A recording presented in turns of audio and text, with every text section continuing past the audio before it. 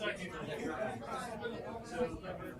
new to just new to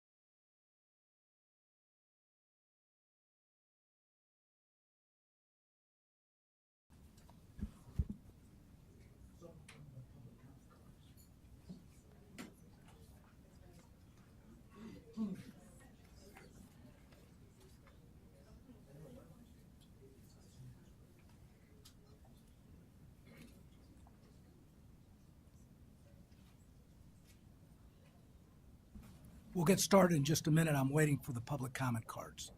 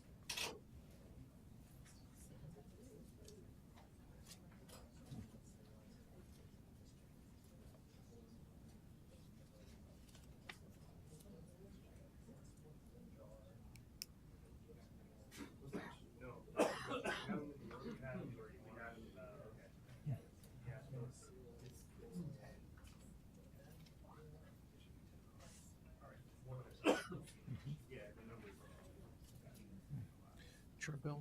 Do you know what the password is or login or something for these numbers?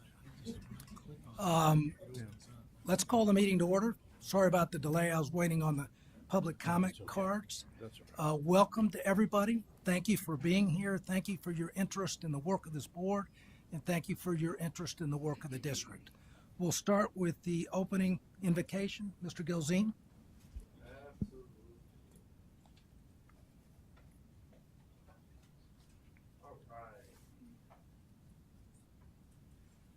Speaking to the mic, can everybody hear us? Okay, because IT will kill me if I don't speak into the mic. Good morning, everyone. At this time, I would like to introduce Pastor Jamie Stewart, the lead pastor of the Life Church Florida in Kissimmee. Pastor Stewart has served in leadership for over 25 years and is an adjunct professor at the Trinity Bible College. He and his wife, Michelle, have been married for 34 years. They have 2 sons, Blake and Graham, 3 daughters, Erica, Ilana, and Emma. Their beloved Emma awaits their arrival in heaven.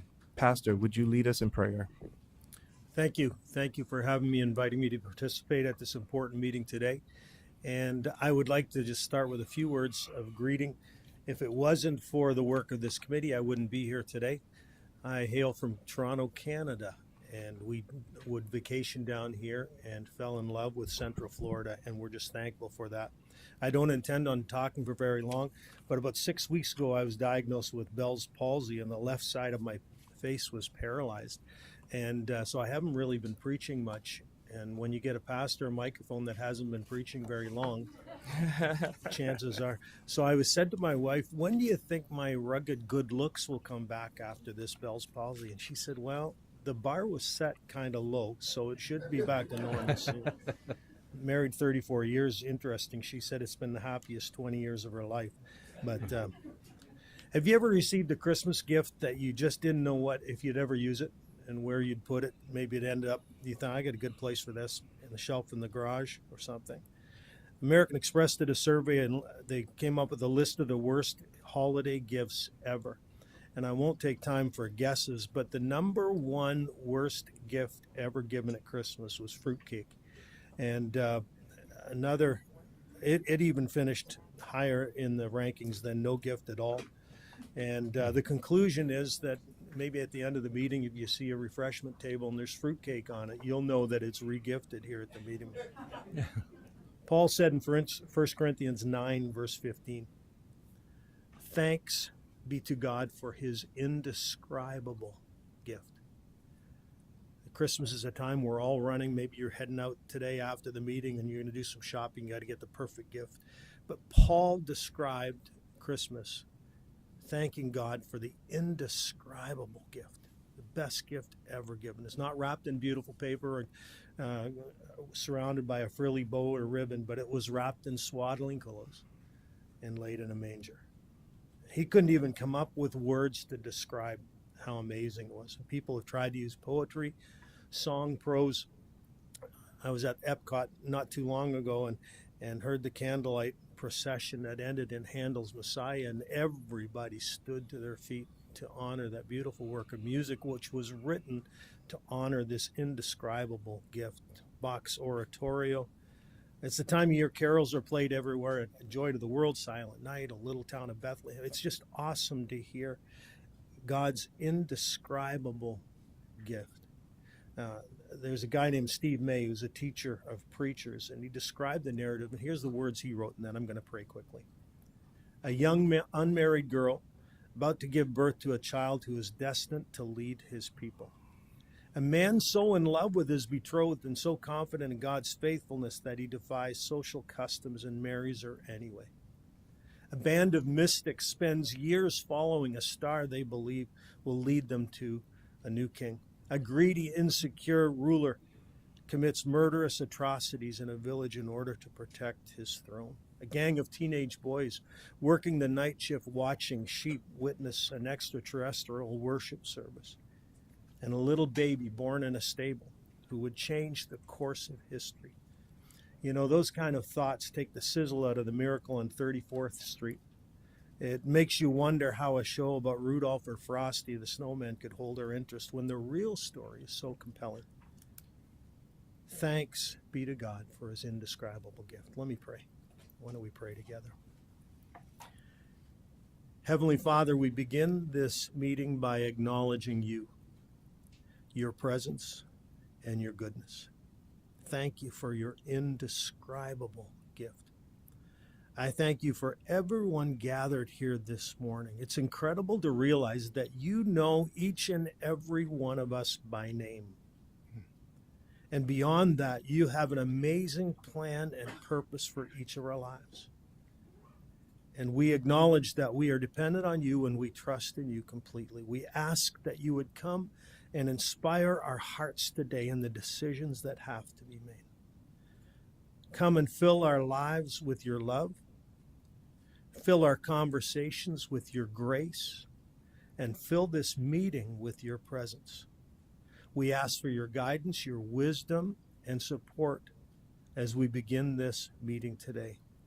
I pray specifically for the members of the Central Florida Tourism Oversight District. I pray that you would help them and give them insight in order to engage in meaningful discussion that will impact people in our community. Allow the decisions made today to fill people with peace, with love, with joy, and encouragement. Because with all that's happening in this world these days, Father, we are desperately in need of those things. And we ask all of this in your strong and mighty name. Amen. Thank you, Pastor, for your blessings.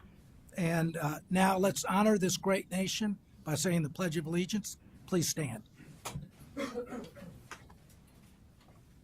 Pledge allegiance to the flag of the United States of America and to the republic for which it stands, one nation, under God, indivisible, with liberty and justice for all.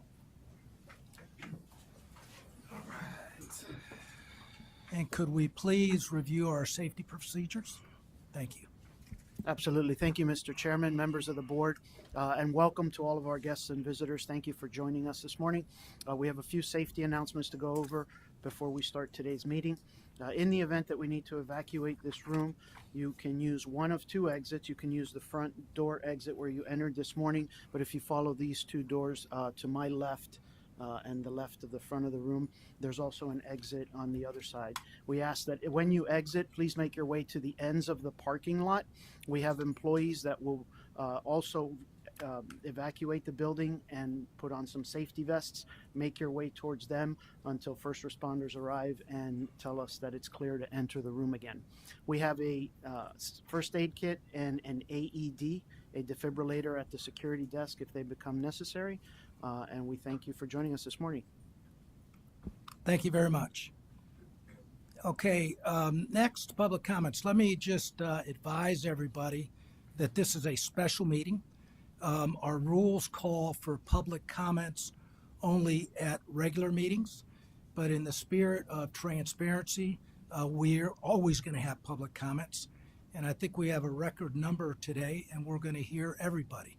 So let's start first with Bridget Lake. Please, for the record, state your name. And if you're here in a representative capacity, please tell us who you represent. Good morning, everyone, and thank you for having me come today and speak on this. I am Bridget Lake. I am the Orlando Board Chair for the Florida Association of Veteran-Owned Businesses. I accepted this role as a voluntary position because I have over 10 years experience helping small businesses. And I knew as a veteran myself, I needed to be a part of this organization. Now, there are a lot of messages, obviously, that you are going to be hearing today.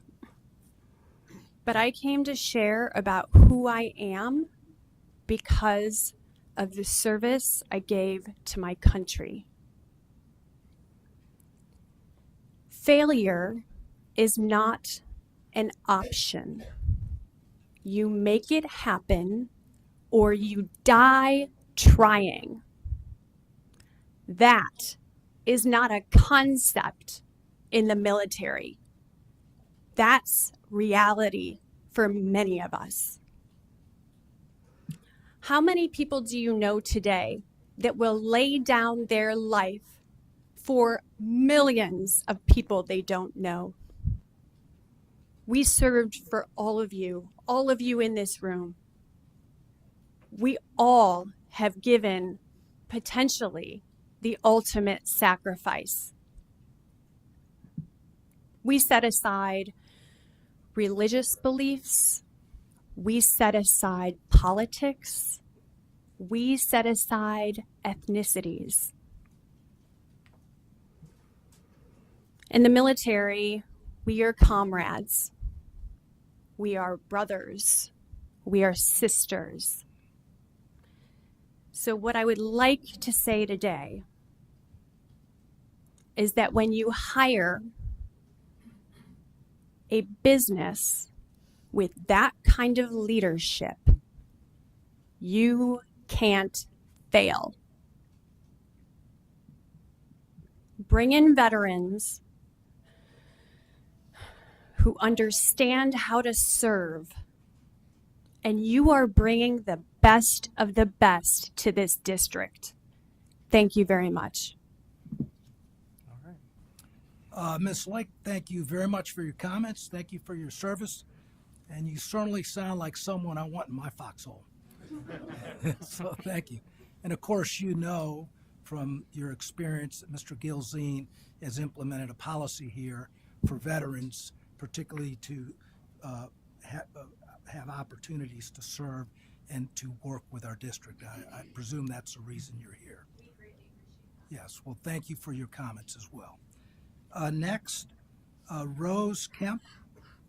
Please state your name for the record, and if you're here in a representative capacity, please tell us who you represent.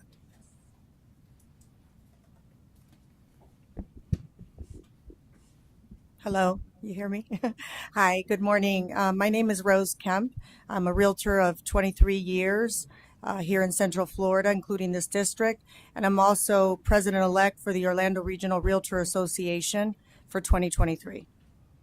So I'm here to talk about obtainable housing. There's some key factors that impact obtainable housing. So I'm going to kind of try to go through a couple of the bullet points because there is a lot actually.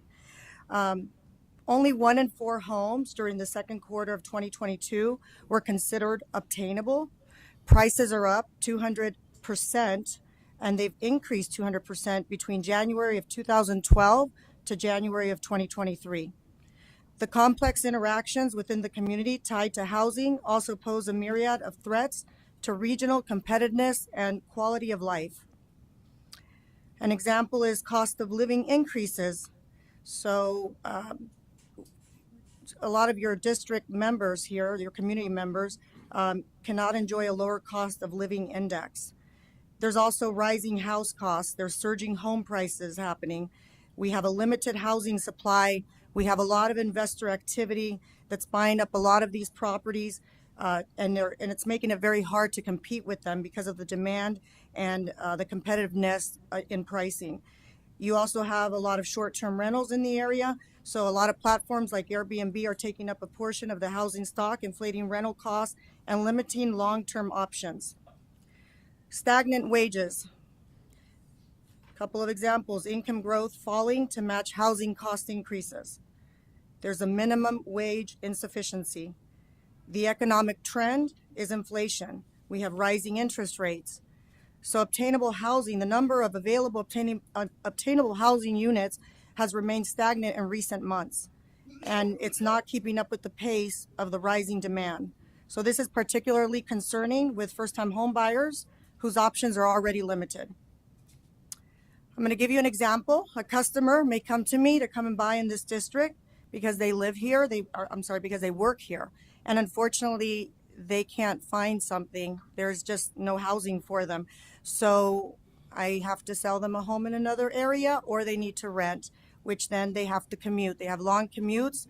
There's no child care available for them in the area, making their quality of life very difficult for their families. So in closing, this is not just an issue for hospitality workers, it's an issue for the entire district.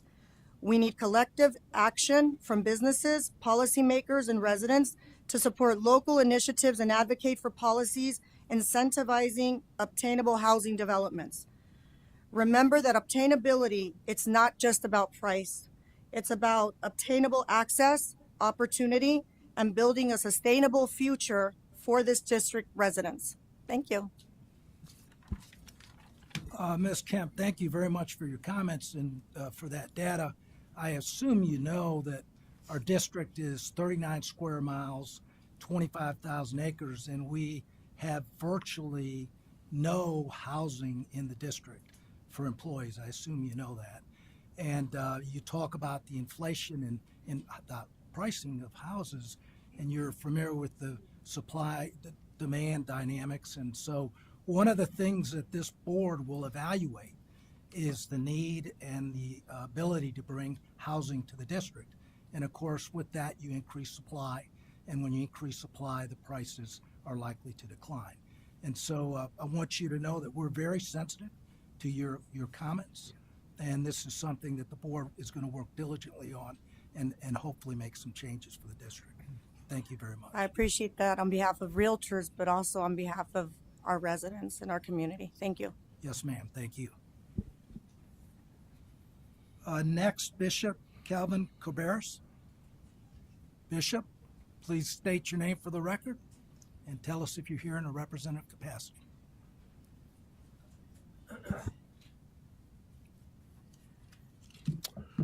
Good morning. I am Kelvin Cabarrus, and I am representing Cabarrus Ministries along with our community of clergy that make up here our African American Institute of Clergy here in Central Florida. I want to first say before I speak, I'm glad to be before this committee and this board again. I came on the first meeting as the person who offered the invocation, and now I'm back to speak to this robust committee to address you today. And I want to thank you for all the work that you're doing to make a difference. And I want to give a special recognition to Glenn Gazine for his work and his investment that he is making through his leadership that we see the impacts of around this community. So thank you all. This morning, I rise as a native of Orange County, Florida, and there are many in this room that cannot witness that. But I'm a person who was born and reared here in Orlando, Florida, and watched this particular city, a town at once, turn into the city or the place that it is today. Even looking at the growth of our economy and our city, as a native, I've had an opportunity, and as a pastor, to work hand in hand and stand shoulder to shoulder, specifically with the impact and impression made upon our young people, which are not just our future, but they're even important today. And with that being said, what I rose to speak about is impact fees. Impact fees are a powerful tool for shaping a brighter future for our communities. And by investing these funds in youth-oriented services, we're not just supporting the next generation. We're laying the groundwork for a sustainable workforce and safer neighborhoods. These services provide our youth with invaluable skills and opportunities, empowering them to become active, contributing members of society. This investment in human capital pays dividends. A skilled, engaged workforce is the backbone of a thriving economy. Moreover, by creating safe, nurturing environments for our young people, we're fostering a sense of security and community cohesion. This is more than an investment in services. It is an investment in our collective future. Every dollar we channel toward these initiatives returns to us manifold in the form of a robust, skilled workforce and a vibrant, secure community. Let's embrace impact fees as a stepping stone toward a sustainable and prosperous future for all. I was telling my team just the other day in our team meeting that the sign of a mature community, a sign of a mature organization is cooperation. Thank you. Bishop, thank you for your comments. And when I saw your name on the card, remembering the invocation you gave earlier, I was hoping you'd give us another beautiful invocation here. And in terms of your comments about youth services, I assume that you're aware of the programs that Mr. Gilzine has implemented at the district that are brand new for the youth. And let me just alert you in terms of your comments about impact fees, you're going to hear more for some of the experts that have put an audit together about that, okay? But thank you for your comments, Bishop. And next, Lisa Hill. Again, Ms. Hill, state your name for the record, and if you're here in a representative capacity, please tell us who you represent. Good morning. I am Lisa Hill. I am the 2023 president of the Orlando Regional Realtor Association, and I'm also a business owner and realtor in the Orlando area for 37 years. I was born and raised in Orlando, so I'm also a native. I'm here to speak today about our transportation crisis. While Orlando is globally renowned for its theme parks, entertainment, and hospitality, there exists a growing crisis with its transportation infrastructure. The struggle for reliable and effective transportation is particularly acute to the low-wage workers who form the backbone and the tourism industry in Orlando. Today, we delve into the transportation challenges faced by these essential workers, exploring the far-reaching implications of underfunded and inadequate public transportation. For example, the commute times in key areas where these workers must live, Pine Hills, Point Siena, Winter Garden, Kissimmee, can range anywhere by bus from 1.5 to 3 hours. If you look at the Lynx transportation system, we have 700 or 310 buses to cover 2,500 square miles. Whereas a city the size of Pittsburgh, which is very similar to our area, they have 700 buses for 745 square miles. Sunrail, it was supposed to be a great option. However, the limitations that Sunrail, with their times of service and trains, doesn't work for these workers. Let us recognize the urgency of creating transportation infrastructure that aligns with the needs of our growing community. Through shared responsibility, innovative solutions, and community-driven initiatives, we can pave the way for more inclusive, efficient, and sustainable transportation system that benefits all of our residents and our workers. The transportation challenges faced by those living and working in the district corridor are multifaceted and demand urgent attention. As we delve into the details, let us collectively consider innovative solutions, increased funding, and community support to create a transportation infrastructure that serves the needs of all.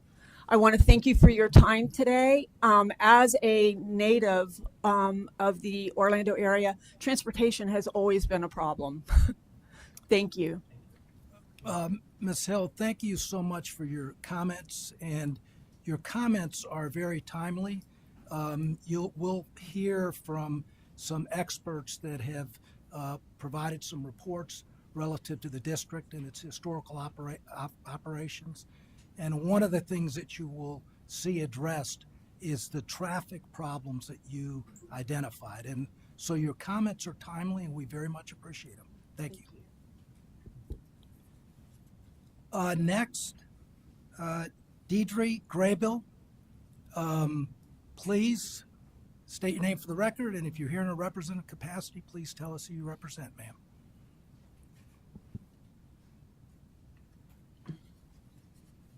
Good morning, everyone, and thank you for this opportunity. My name is Deidre Graybill. I'm a real estate broker and property manager. I'm standing here today representing my small business that I own. I'm also a spouse of a disabled veteran in the Army, and I sit as the incoming first VP for the Orlando Realtor Association. Being a licensed real estate broker and property manager, I have served many residents in this district, in this area, and that commute and work in this particular district. So I'm very abreast to the needs of those residents. My experience has been a lot with renters and the cost burden that they are experiencing with the lack of income as it relates to the cost of renting. I happen to work for investors that are true investors and allow me to do my job to best serve the residents. So my goal is to keep the rent as low as I can so that I can have a long-term tenant. Unfortunately, that's not the case today. The ever-pressing need for attainable housing initiatives is highly underserved in the tourism oversight district. The surge in eviction filings in Orange County exposes more families to homelessness. And the homelessness situation in the area surrounding Walt Disney, in the Walt Disney World, is a multifaceted challenge that demands a coordinated and compassionate response. Addressing the homelessness crisis goes beyond statistical analysis. It requires a commitment to a systematic change, affordable and attainable housing solutions. As my colleague spoke previously, attainable housing plus transportation decreases homelessness. As the board stated, sir, you said it earlier that the board is exploring ideas for attainable housing. These concerning facts, let's, I think, collectively reflect the urgency of addressing homelessness in this vibrant community. Seeking sustainable solutions to ensure that the magic within Central Florida extends to every resident, providing them with the security of a place to call home. The workers come from near and far, and they're coming to this area to work. Thank you again for the opportunity. Thank you for your comments, Ms. Graybill. First of all, thank your husband for his service to our country. And your comments, too, are very timely. You will hear from some experts today in terms of the quality of life issues that have been created because the district doesn't have housing within this 39 square mile area. And that is an area that this board is going to work very hard to resolve. So thank you again for your comments. They're very timely. Thank you very much. Yeah, Mr. Chair, if I might just add, one, I appreciate the presence of the realtor community.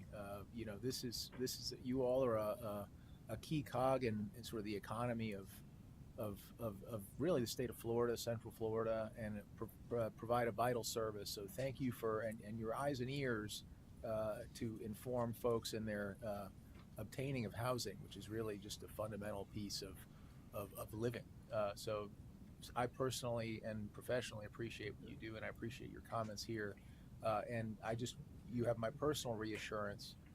The crisis of affordable housing is something that I personally take very seriously. I know everyone else on this board does, and there is only so much that this board can do, but there is something that this board can do, and I think it's something that has not been paid enough attention to historically by our predecessors, but it's certainly top of mind going forward, and I think you'll hear more about that as we get into it. So we thank you for those comments. Thank you very much for those comments. And then next, Debbie McDonald. Welcome back, Debbie. The floor is yours, ma'am. Thank you. Good morning. My name is Debbie McDonald, and I'd like to wish the original employees of Reedy Creek, including the over 50 who have left, a very Merry Christmas. To the board, and especially to Mrs. Ziegler, who is not present today, I hope 2024 will be a much better year for you. Free speech is important. Congress will make no law respecting an establishment of religion or prohibiting the free exercise thereof or abridging the freedom of speech or the press or the right of the people peacefully to assemble and to petition the government for a redress of grievances. The thing about free speech is we don't get to choose what we want to accept or what we want to hear. If we chip away at it, it starts to erode and our democracy is at risk. There's many things that we don't want to hear, but it's important, and we need to respect that we live in a country where we have the right for those things to be said. Today, a member of our board, who is attending virtually perhaps, is a great example of free speech. It is not my place to judge her behavior or that of her husband. They deserve their day in court. The governor has called on her husband, Christian Ziegler, to resign his position with the Florida GOP in the wake of serious criminal allegations. Bridget should follow. The governor has good reason. No matter what the details surrounding this family's legal troubles, it is a distraction. In her case, it is a distraction from the governance of this board. Mrs. Ziegler has not made Florida a better place. She is the face of the Don't Say Gay revolution, which brought this board to where it is to this place today, and has caused untold harm in our classrooms and in our communities. Many families have left my community of celebration in fear because they believe that the state is persecuting them and their children. Teachers have lost their jobs over these policies. Her roles in demonizing members of the LGBTQ community is hurting the state. While she has apparently been a part of the letter B in that group, this is hypocrisy at its finest. Bridget, you need to do what is best for the greater good. We live in a free Florida, not an autocratic, pseudo-Christian dictatorship. What Mrs. Ziegler does privately with other consenting adults is no more our business than it is the behavior of the other consenting adults she pretends to find abhorrent.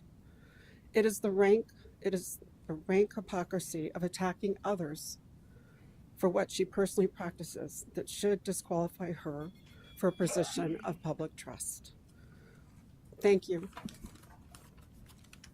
Yeah, Debbie, thank you very much for your comments, particularly with respect to free speech. As you know, this board has implemented several new policies, and one of the new policies is we now have a public comment section as part of our agenda for the meetings, which is new.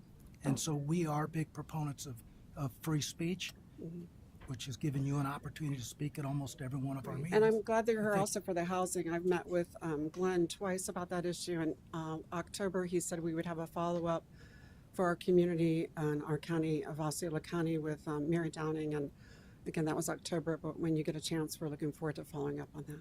Thank you. Thank you for those comments too. All right. Next, Chris Wills.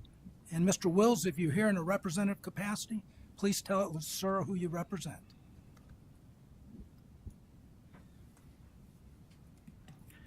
Good morning.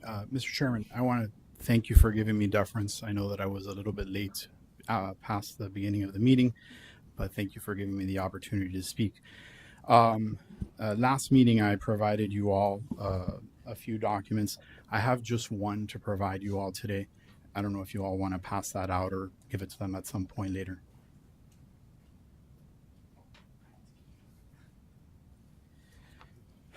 So my name is Chris Wills, and again, I am here on behalf of Disney Defenders.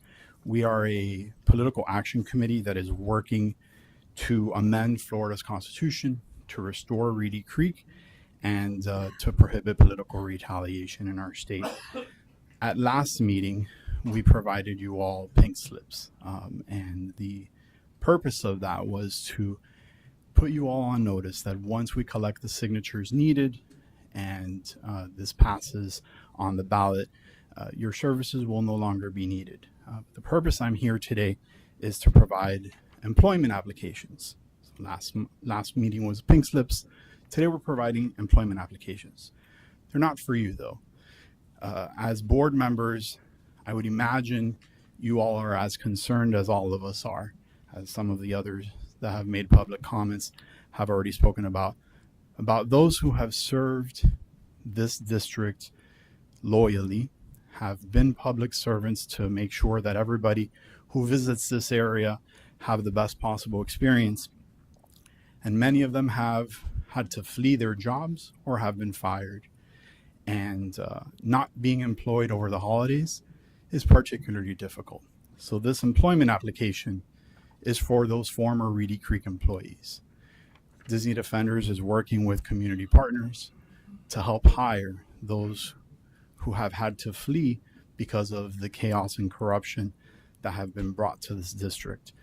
So we encourage you, if you are in fact concerned about the welfare of these folks who have been good public servants, to help us get those employment applications to those folks.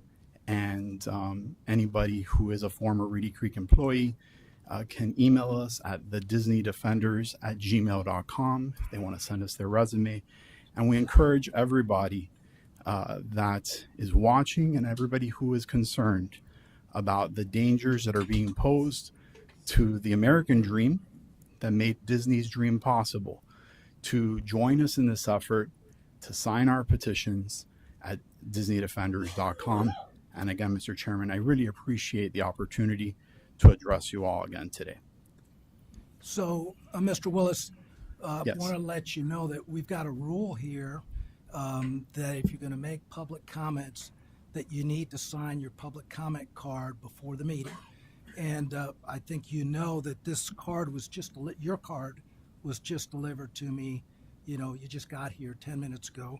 So it was, 40 minutes late, but I recognized you because at the last meeting, you made it very clear that you're promoting pink slips to remove this board. But I want everybody to know that everybody is welcome to speak here, okay? And I appreciate that. And I knew you were here on behalf of an organization related to Disney, and I knew that your comments would not be favorable to this board. And I want you and everybody to recognize that I moved you to the top of the list so you could speak immediately when you got here. I truly appreciate that. And again, just to be clear, I did look over the rules, and there's nothing that stipulates that you have to sign up before the meeting begins. But we appreciate the opportunity to speak, and we want to make sure that the public is aware that we should not just sit back and allow authoritarianism to take root in our state. And that's why we're working together to undo the damage that's been done. Okay. And thank you for your comments and for your civility, sir. Thank you very much. We Yes, sir. appreciate it. Mr. Chair, I just wanted to confirm that you're correct. We do have a rule that says exactly what you said. Rule 4.3.2. It says prior to the start of the public comment segment of the meeting, anyone wishing to address the board shall submit a request for public input to the clerk of the board, identifying several items of information. So anyway, just wanted to correct the record that you're correct on that. And the only thing I would ask, Mr. Willis, next time just try to be on time, because if you get here late and we're already out of the public comment section, That I understand then at is that in the point, rules. I don't think we'd let you I speak. understand. But so, Yes. make it on, you're always welcome, and you're always welcome to speak your piece. I do appreciate that. Thank you Yes, very sir. much. Thank you. Next, Minna Robinson, and state your name for the record, ma'am, and if you're here in a representative capacity, please tell us who you represent. Good morning, everyone. I won't take up too much of your time. My name is Mina Robinson. I'm the president of Small Business Advocates of Central Florida. What we do as an organization is advocate for small businesses to have an opportunity to participate in contracting opportunities in the private and public sector. More so in the private sector because we don't see a large array of advocacy for our small businesses in that area. What you all are discussing in regards to the policy to allow veteran-owned and small businesses to contract with Disney will be crucial for our small businesses in this area. This will give them hope of the possibility of having an opportunity to do business with Disney, along with out-of-state big corporations and large companies that are currently doing all of the work. Thank you, board members, and especially Mr. Gilzine, for considering such a tremendously valued opportunity to our veteran-owned and small business community. Thank you. Ms. Robinson, thank you for your comments, and we're going to address this later in the meeting, but I thought it'd be appropriate. Mr. Gilzine, could you just mention, because of your new policy, procurement policy, the amount of new awards that have gone to small businesses and veteran-owned businesses that never had an opportunity before to bid and get work from the district? Absolutely. As of November 30th, we had over $51 million worth of contracts that were deployed. 15 million of that went to brand new vendors. 9 million went to our buy local efforts, where these are companies who are headquartered in Orange, Osceola, Lake, Polk, and Seminole counties. And we're excited that to say that we just got started. In less than 3 months, we've achieved that type of goal. So as we get ready, I don't want to jump ahead against my report, but we have some good stuff as we forecast going forward. So before you leave here today, let's make sure I get your contact information, not only for yourself, but for your membership. And I will ask you that if it's okay for me to come and speak to your membership, so that way we can continue to get them engaged with our work that we're doing. Yes. That would be perfect. Thank you so much. And Ms. Robinson, please tell your constituents that thanks to Mr. Gilzine, the district is open to those small businesses that you represent. That is wonderful. Thank you, Mr. Gazine. Next, Lorena Torres, please state your name for the record, and if you're here in a representative capacity, please tell us you represent, ma'am. Good morning. Thank you for having me here. My name is Lorena Torres. I'm with Communicate 360. Communicate 360 is a marketing service. We make your brand look great, but also representing in small businesses. We came from Colombia in 2001, and since then we acquired a business and we've been growing it. We're certified minorities. We're women-owned, certified women-owned business, and the importance to support a small business is huge. So I guess that the small business, we are passionate about what we do. We want to offer a great service and more personalized. So we have worked with all kind of business, but in terms of government, we have worked with sheriff departments and with cities and different entities. And just having consideration that when you are supporting small business, the community is growing. We give back a lot to the community in different ways, not necessarily monetary, but we small business, we give a lot back to the community because we believe we work with our heart. So I think that the opportunity that you are giving to a small business is going to make grow not only Central Florida, whoever support a small business is making a better community. Thank you. Thank you. Thanks, Ms. Torres. And as you know, there's a direct relationship between first immigrants and the origination of small businesses. And so thank you for coming to this country. And if Mr. Gilzine doesn't have your card, make sure he has your card too, because we're now open to those small businesses you represent. Thank you. Thank you very much. Kevin Fernandez. Sir, please state your full name for the record and tell us if you represent somebody.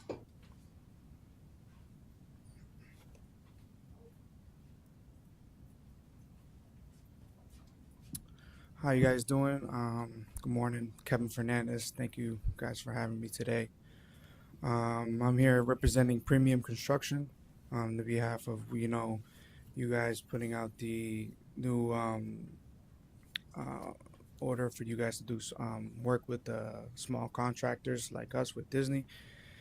And speaking in terms of our experience, we've worked with Advent Health since 2011.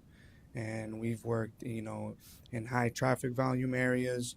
We've dealt with containment, 24/7 calls, emergency calls, and working with a company like Disney would benefit us a lot because we have the guys who have the experience to work in those type of places, but also to contribute into an area where kids love the experience and kids have a great time. Maybe it's something that our guys would love to do. So the opportunity for us would be essential.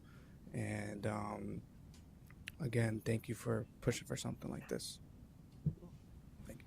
Thank you, Mr. Fernandez. So we can't help you in terms of any work with Disney, but as you know, Mr. Gilzine's opened the door for work with the district. And so that door's open. If Mr. Gilzine doesn't have your card, make sure he gets it.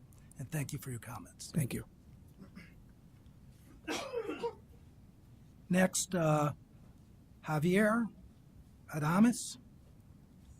Did I pronounce that right, sir? Yeah, with a name like Garcia, I should pronounce that right. So right. Please state your name for the record and if you represent. Hi, good morning. My name is Javier Adames, and I'm Vice President of JCQ Services. We are a general contractor certified minority based in Orlando in a hub zone.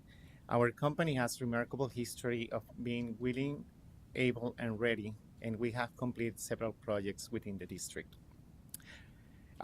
One crucial aspect that we wish to highlight today is the importance of local businesses like us, having the opportunity to contract with the district. When small businesses like us secure contracts, it's not just about our growth, it's about strengthening the fabric of our community. These contracts allow us to invest in local talent, create job opportunities for our fellow residents, and boost the local economy. Moreover, small businesses are known for their commitment to the community. We take great pride in giving back to the community. We actively participate in local initiatives to sponsor community events and support local charities through our Gratitude Fund. When small businesses thrive, the community flourishes as well. We invite to support small and veteran-owned businesses in the district by making it a requirement rather than a goal. Our participation as a prime contracts or suppliers. Let's work together to foster a thriving, interconnected, and prosperous community. Thank you for your time and attention. We look forward for the discussions that will follow. And just remember, JCQ is always able, willing to do a difference in the district. Thank you very much for your comments, and it's really awesome to see so many small businesses know that the door is open and attend these meetings. You're welcome at any of these meetings, and thank you for speaking, sir. John Shivey. John, we know who you are. Welcome back. Just for those who may not know who you are, tell them who you are.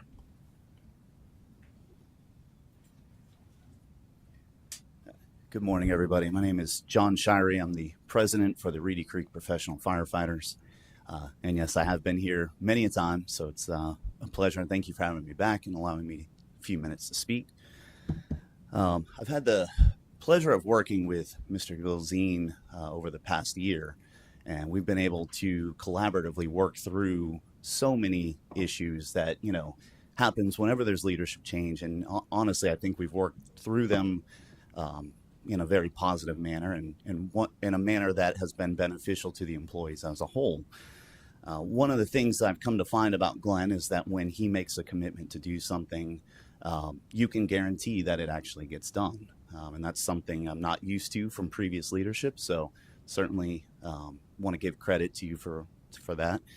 And with that in mind, there have been a couple of announcements that have been made on, by Glenn that I assume would be on the board's behalf about additional holidays and bonus things for all the district employees. And so I just wanted to kind of highlight, that achievement. I mean, that's something that you're giving your employees more time to spend with their families over the holidays and to really take that time to focus on what matters at home so that they can come back, January 1, ready to go and take on all the challenges of the district. I know you've got big plans, so you need that out of your employees. And so, on November 3rd, there was an announcement that you guys were extending Veterans Day to all district employees. On November 14th, you announced that you're adding a day before Thanksgiving for all district employees. And then on the 29th, you announced 4 more holidays, as well as a $5,000 bonus for all of your employees. And it couldn't come at a better time for most people. Obviously, the holidays, they're spending money on their families and friends, loved ones. So on behalf of all the employees, we just appreciate you guys doing that for them. It wasn't something that you had to do, but I think you did out of recognition of the service that all the employees of the district have made to keep this thing running despite all of the changes. So definitely wanted to say thank you for that. With that in mind, Glenn, I have an opportunity. I would appreciate if you would be my guest at the IAFF, which is the International Association of Firefighters. We have our affiliate leadership training summit that'll be in January from the 25th to the 28th. There will be leaders of organizations like myself from all over the U.S. and Canada. On average, we see an attendance between 2,500 and 3,000 leaders. And very often, we've hosted it the last 3 times in a row. I'm given an opportunity to speak and also to invite a guest to speak. And if you would consider that, I would like for you to be our guest speaker for this event. So I appreciate that. And then if you'll bear with me for just one last second, I have some recognition for Miss Paula. In all of my dealings, I know she's your right-hand woman and she does a fantastic job. She has been nothing but the utmost professional. Like Glenn, when she says something's going to get done, it gets done, and honestly with an efficiency that I've probably never seen out of a workplace ever. So definitely appreciate that. And then to Acting Chief Ferrari, this man has taken the reins of a department that was kind of left adrift by a previous fire chief and has really taken it and run with it as if he is the fire chief. And I think when you look at who you want as a leader, I mean, somebody that's willing to step up and take on the challenges without the official title or pay or anything else that goes with it, I think you've got a real leader there. So thank you guys. Have a Merry Christmas. Thanks. Thank you. Thank you, John, and Merry Christmas to you, and thank you for your comments about recognition of the new leadership and what it's bringing to the district. Next, Jackie Espinosa. Please state your full name, and if you're here in a representative capacity, please tell us who you represent, ma'am. Thank you. My name is Jackie Espinosa, and today I represent Empresas Espinosa, which is a business we've established 32 years ago when we moved to Central Florida. We own several businesses in the historic district of downtown Kissimmee, mostly now in the restaurant industry, hospitality. So we own Matador, Kissimmee Diner, and by virtue of understanding how to obtain procurement, we were able to get the Kissimmee Marina, Big Lake Toho Marina. Oh, wow. So we understand the importance of procurement for small businesses. It's helped us over the hump after COVID specifically, which of course everyone knows how COVID went for the restaurant industry. Additionally, I represent the Latin American Chamber of Commerce as their vice chair. And with that, I say that I understand the importance for small businesses to thrive, and that will happen with what you've put in place with the procurement opportunities for small businesses. And I'm here today just to thank you for that, because if you keep that money local, we as small businesses, based on the SBA statistics, support 2/3 of employment within our country. And I am honored to be a part of not just that chamber, but of that small part of downtown Kissimmee that helps and guides other businesses, minority businesses, additionally women-owned and veteran-owned, to obtain the correct tools to be able to obtain these procurement opportunities. So thank you for opening up the door for us, regardless of the amount of years we've been in business. The nature of all these businesses sometimes are at risk with the current economy. So thank you all. I just want to commend everyone for the opportunity to speak today. Well, you're welcome, and you can thank Mr. Gilzine for that. And it's wonderful to see a Latina entrepreneur. That's awesome. So thank you for your comments, ma'am.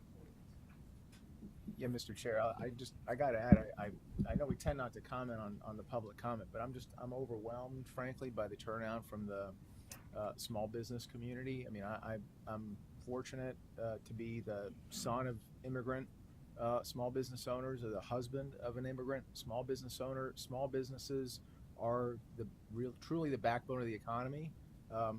This district for a long time was managed for the benefit of one very large corporation, and with the help of other large corporations. And I think the page that we've turned on that front, thanks to Mr. Gilzine's leadership, is truly making, not just in terms of our transparency and accountability, but truly moving the needle in Central Florida's economy. It's one of the things I'm most proudest of what we've done, and I'm really looking forward to the impact that's going to have going forward. And this feedback is profoundly meaningful.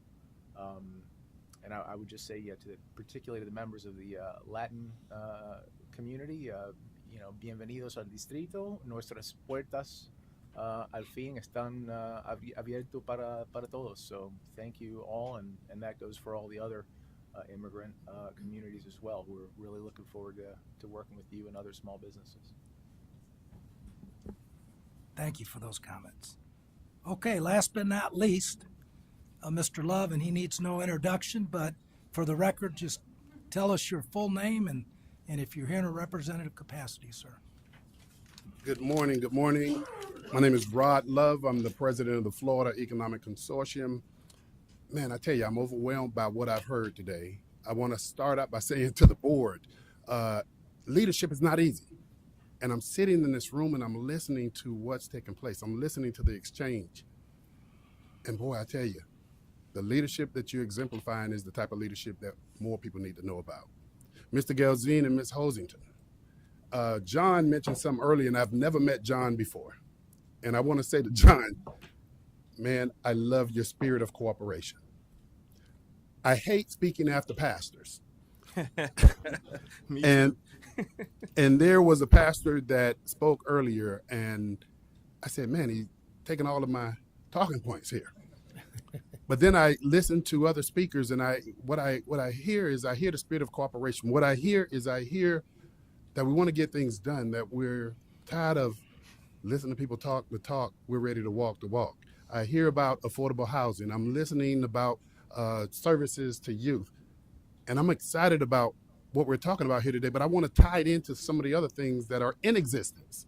When we talk about the Live Local Act and how it ties into privatization, how it ties into contracting, how it builds upon communities. Bishop Cabarrus spoke about children's services, and that's what I was going to speak about. And I mean, everything that he's talking about, I'm sitting back saying, come on, man, cut that. That's my part. But when we talk about engaging in communities, we're talking about not leading by popularity. We're talking about making the hard, tough decisions. And I'm listening to veteran-owned business stand up here and make a plea to this board that they want to be engaged, they want to be involved, but there's a rippling effect to it. There's a rippling effect that impacts communities. There's a rippling effect that impacts economies, sustainable workforces. And so when we have these conversations, and I was going to talk about dedicated funding sources. I was the Deputy Secretary of the State Department of Juvenile Justice, $740 million budget operation. I was a former Orange County Commissioner. We had to make decisions about a $7 billion budget. We had to make hard, tough decisions, and I see that's no different than what you guys are sitting up here doing today. I just want to say to everybody sitting here, and also just address it to the board and your leadership. I'm excited. I'm a Florida native, 33 years living in Central Florida, and I've sat in boardrooms such as this over my career. I sit on boards. I'm sitting there taking notes, and I've never been more excited than I am today because I see new opportunity. I see the ability for everybody to come to the table. And when I say everybody, I mean everybody. I just want to say to this board, thank you for your leadership. Leading is not easy, and it doesn't appear that you're leading by popularity. You're making the tough decisions. Thank you. Mr. Love, let me just ask you a question. Did you play baseball? I played football. Okay, well, from listening to your presentation, if you played baseball, you would have been a great cleanup batter, sir. Thank you. Appreciate it. Thank you. All right. Next, that does it for public comments. And now the consent agenda. The only thing on the consent agenda is our minutes in the last meeting. Is there a motion? Move approval. Is there a second? Second. Any discussion? All in favor, please indicate by saying aye. Aye. Aye. Okay, let the record reflect that the motion passes unanimously. Next, Mr. Gilzine, management report. All right. Our awesome union president stole some of my thunder, and then the chair steals some of my thunder. So this is going to be a relatively quick report. All right. So our district has several positive developments that I'm proud to report. First, I have a status update on the operations of the fire department's impressive staffing numbers. I will also provide a brief fiscal overview report to the board regarding the district's significant cost-saving program. We have positive developments as we work towards a resolution regarding our tax liability for our employees and retirees. And lastly, I have some personnel consideration for the board, including our supplemental performance award policy for staff members. I would like to begin with the fire department. Our acting chief, Eric Ferrari, has been completely dedicated to the mission. His determination to fully staff our fire department with the very best had led to safety and the well-being for all who work and play within the district. Earlier this year, the district increased the starting pay of firefighters paramedics by $10,000 to the current salary of $65,000. This placed our fire department as one of the region's top 5 paid fire departments. In less than a week, our fire department would be fully staffed. Let me say that again. In less than a week, we would be fully staffed. It is estimated that the district will be one of only a few regional departments to achieve this status. There are several factors that contribute to this operational excellence. To name a couple, the district will prioritize compensating our firefighters fairly, but it also has a reputation, as you heard earlier, that this is the greatest place to work. Additionally, our district is unique regarding the number of tourists who visit throughout the world, and their safety is our top priority. I would like to take a few seconds to bring up my good acting fire chief, Eric Ferrari, to say a couple words. Thank you, Mr. Gilzine. Good morning, Chairman Garcia, members of the board. I'm Eric Ferrari. I'm the acting fire chief of the Reedy Creek Fire Department. Thank you for those comments. Just a little more detail about that. So just over 3 months ago, I was appointed to the position of acting chief, and as such, I immediately created a list of priorities for the department, knowing exactly what our needs were. You can only have one absolute priority in order to have a priority list, and I made that priority staffing. This department for pushing almost 10 years has not been fully staffed with all frontline positions. So I met with my leadership team and set the direction, set the goals. A tough accomplishment because I set the benchmark that I wanted it done by the end of the year. An incredible number of resources, hours, time spent in multiple interviews, physical assessments, practical assessments, multiple levels of the leadership team, several hundred applicants across every position in the department. A grueling task. Some of the staff even came back and asked, could we push the deadline out to January, February? We stayed the course. I told them we'll reap the reward in the end. And on December 11th, with the onboarding of the 20 plus new hires in the fire department, including 911 dispatch, paramedic, and firefighter paramedic, we will be completely and fully staffed across all positions.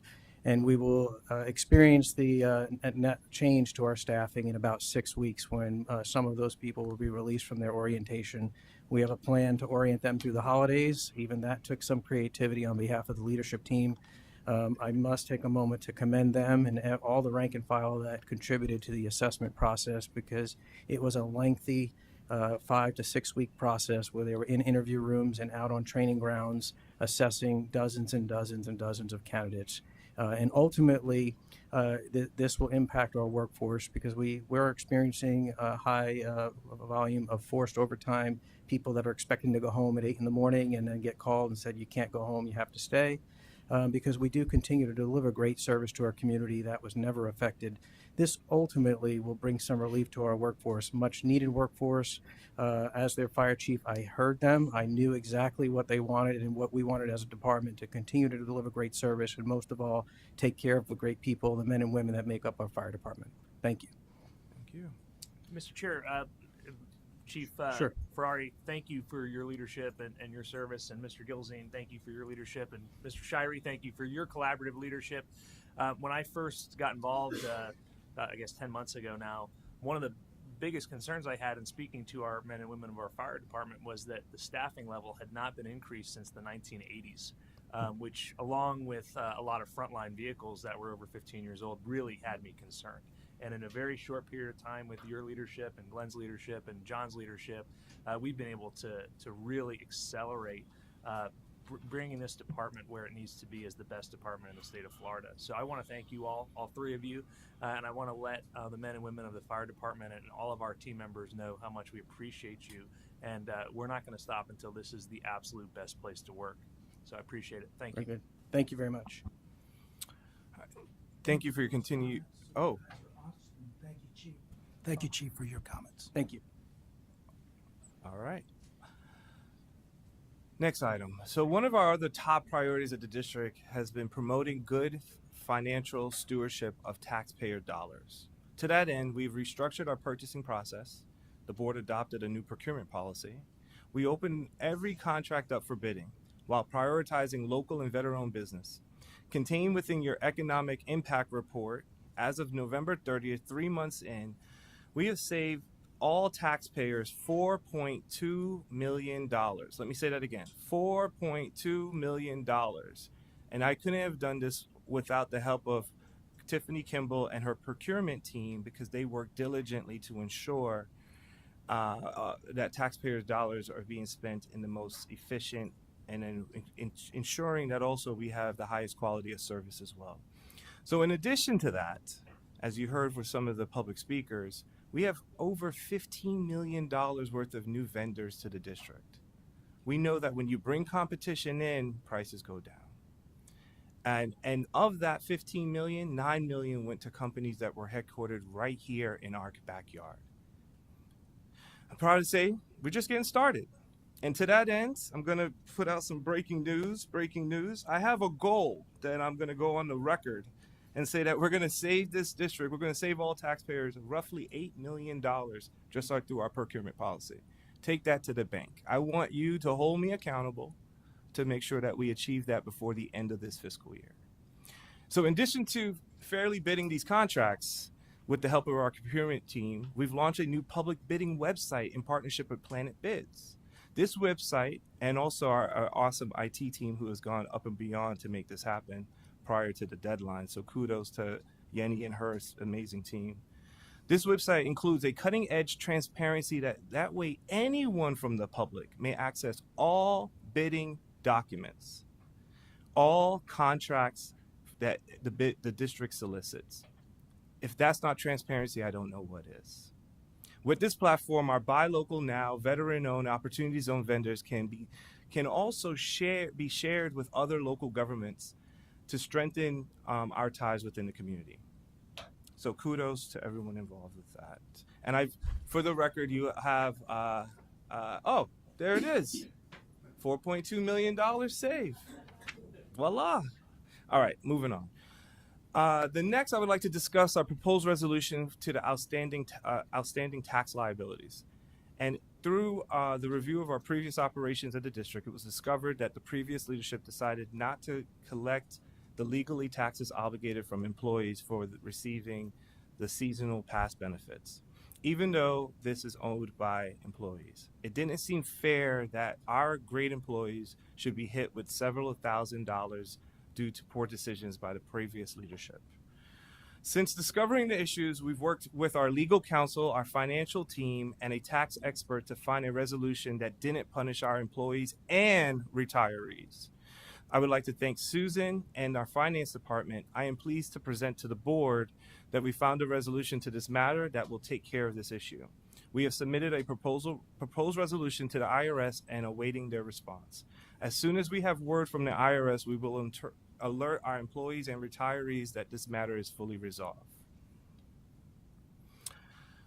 I want to be clear when I say this. The concerns about the prior board and district administration is not a representative view of my view of all of CFTOD employees. I deeply appreciate the hard work and dedication of almost all 400 of our employees who are here and who have shown up each and every day and dedicated to the work and the mission.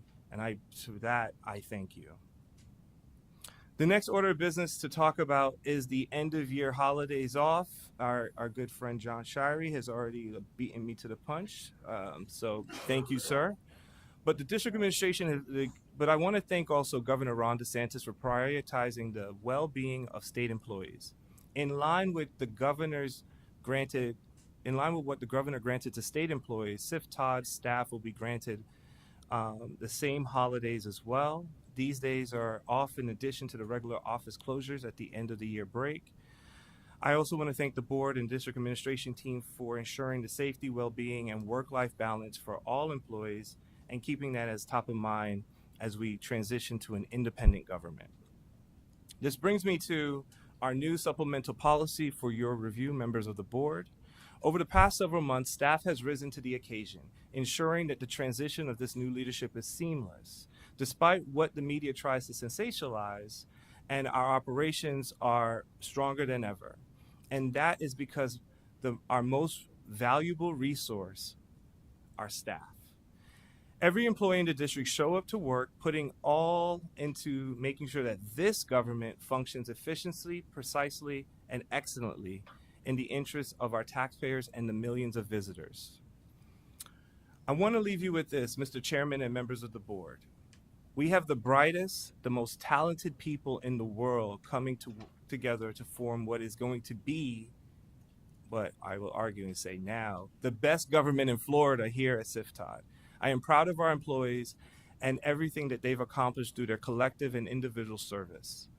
Those who want a copy of the items presented today, they may retrieve them on Oversight District-Newsroom after 2 p.m. today. Now, I want to formally deliver you the Supplemental Performance Award policy to the board, and I ask that you vote in favor of this award. The floor is yours, Mr. Chairman. I see that Supervisor Augst has something to say.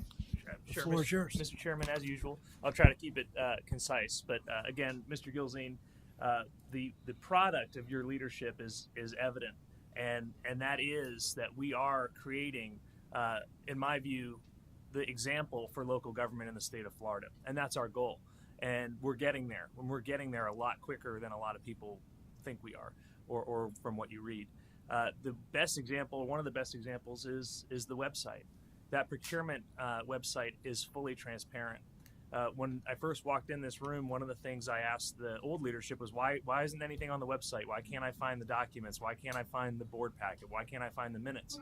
And the answer was, well, we get a lot of public records requests, and we don't really want people to know what Disney is doing. And so I think when you see the accessibility of this board, the accessibility of Mr. Gilzine, the fact that we're building relationships, not just with our employees, not just with our taxpayers, but also with the community and the communities that surround us, getting involved with chambers of commerce, engaging business leaders, engaging people that can help us take this district to the next level. All that brings me to say, I have the privilege of dealing with local government employees throughout the state every day in what I do for work. And I can tell you that we have the best employees in the state. And this supplemental performance award that Mr. Gilzine has come up with, this is his idea, is something that is well-deserved and is earned. You all are valued, and that you all have a significant impact on the quality of this very, very special place. And we appreciate each and every one of you. And I am very excited to be able to provide this to you all. And I appreciate Mr. Gilzine bringing it to us for a vote. Well, does that conclude your management report, Yes, Mr. sir. Gilzine? Well, thank you for the report, and more importantly, thank you for your leadership, sir. That takes us to new business. First item is 8.1, which is the Supplemental Performance Award Policy that Supervisor Augst and Mr. Gilzine just spoke to. So let me just comment briefly on this. Mr. Gilzine has asked the board to approve a one-time supplemental performance award for the staff. I'm in favor of it. Let me explain why. When the board was appointed 10 months ago, no one could have predicted that we would inherit a public policy mess, let alone a colossal one. We quickly discovered that the district had conflicted general counsel, no board policies, and even lacked a chief financial officer. Straight away, we went to work to right the ship. First, we hired a leading law firm that specializes in representing municipalities to serve as our general counsel. Next, we hired a registered financial and municipal advisor that specializes in representing state and local governments. After additional discoveries involving the deficiencies in internal operations, we hired a new district administrator, Mr. Gilzine. He, together with our general counsel, helped us design and implement an array of policies that will, finally, after 55 years, promote the public good by governing the district as an independent government agencies. These policies immediately succeeded, producing greater transparency over district operations, a system for more accurate and honest financial reporting, and a channel for employees to report any grievances. They also established this procurement process that we're so proud of, and you just heard the numbers, $4.2 million in savings, over $15 million for new contracts to people that never had an opportunity to bid on district work and are now receiving it. You've seen the small businesses that have come out to express their gratitude, and all that is due to Mr. Gilzine's leadership and to the work of our staff here at the district. He didn't do it by him, and it's his idea. This performance award is Mr. Gilzine's idea. So despite efforts both within and outside of the district to undermine some of this essential progress, many members of our staff proudly and eagerly welcomed these changes. To recognize their efforts during this initial period of significant change, the board is going to consider Mr. Gilzine's proposal for a one-time supplemental performance award. Do you have anything further to say other than what you've already said in your management report? Are there any other comments before I ask for a motion on the performance award? Hearing none, is there a motion that we approve it? So moved. I'll second it. Any further discussion? Hearing none, all in favor indicate by saying aye. Aye. Let the record reflect that the motion passes unanimously. Thank you again, Mr. Gilzine. Thank you. Okay, now we turn to item 8.2. And this relates to the audit report that was posted on our website Monday night. So let me give you just a little bit of perspective about this independent audit report.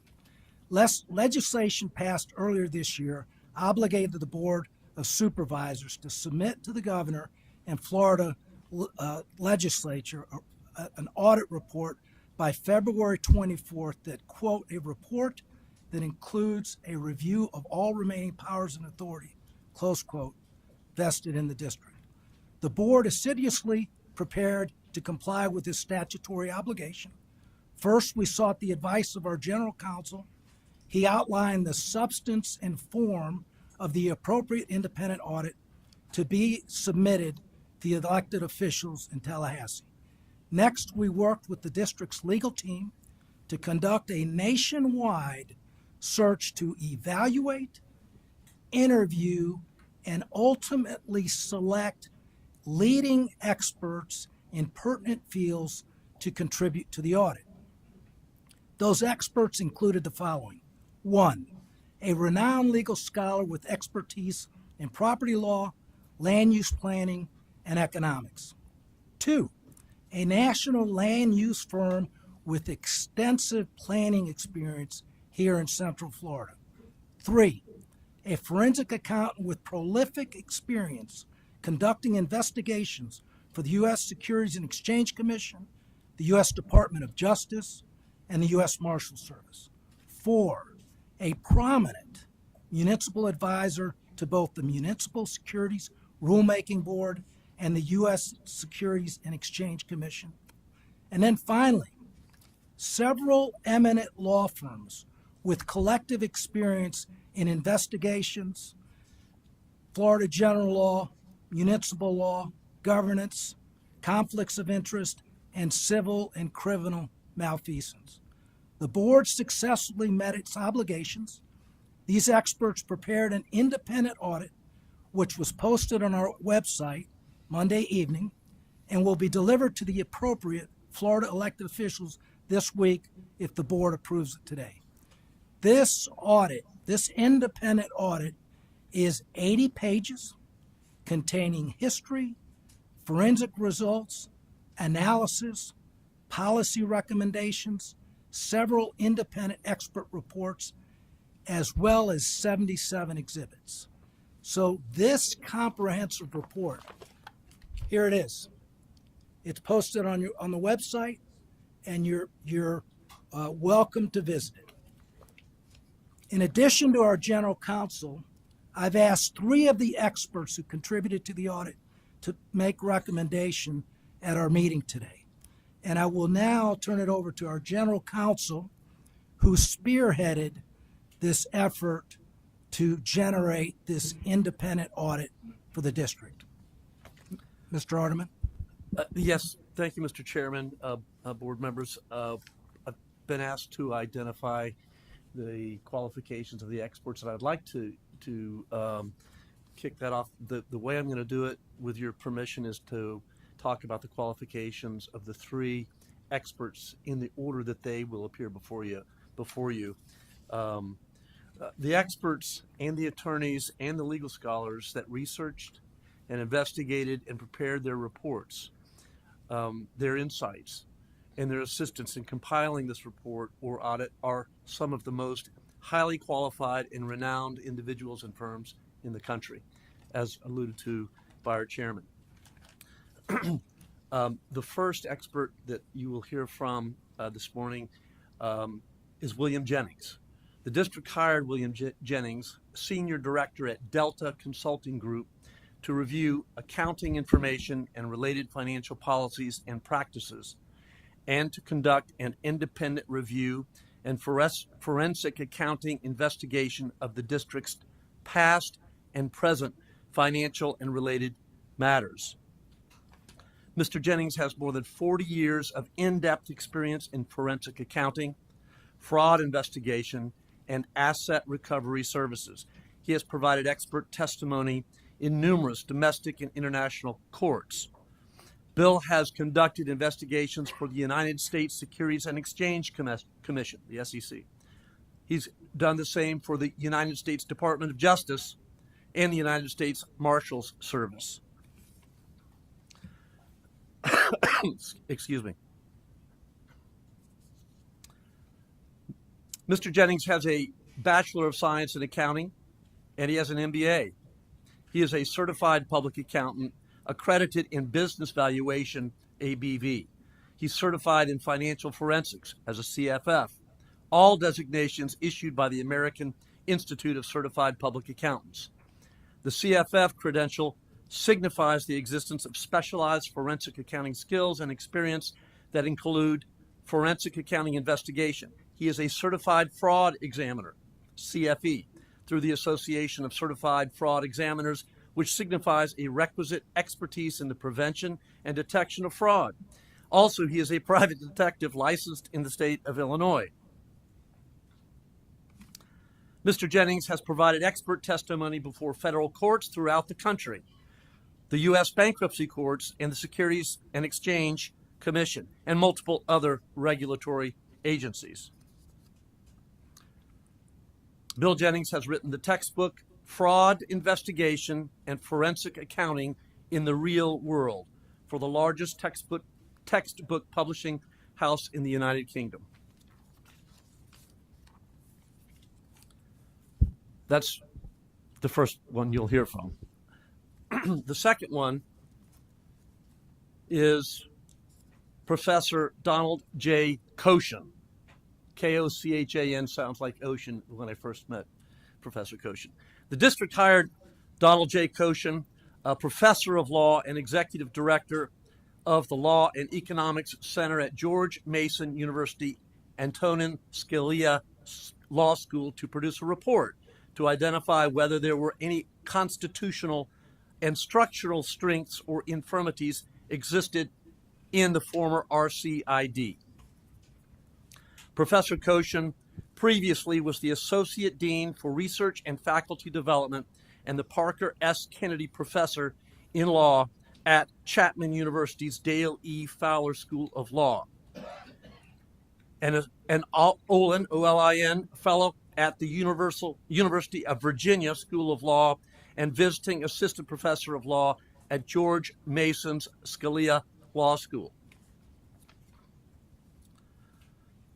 Professor Koshin is an elected member of the highly selective American Law Institute, ALI, and serves as an advisor to ALI's Restatement of the Law Fourth Property Project by appointment by the Executive Director of the ALI. He is also an elected Life Fellow of the American Bar Foundation.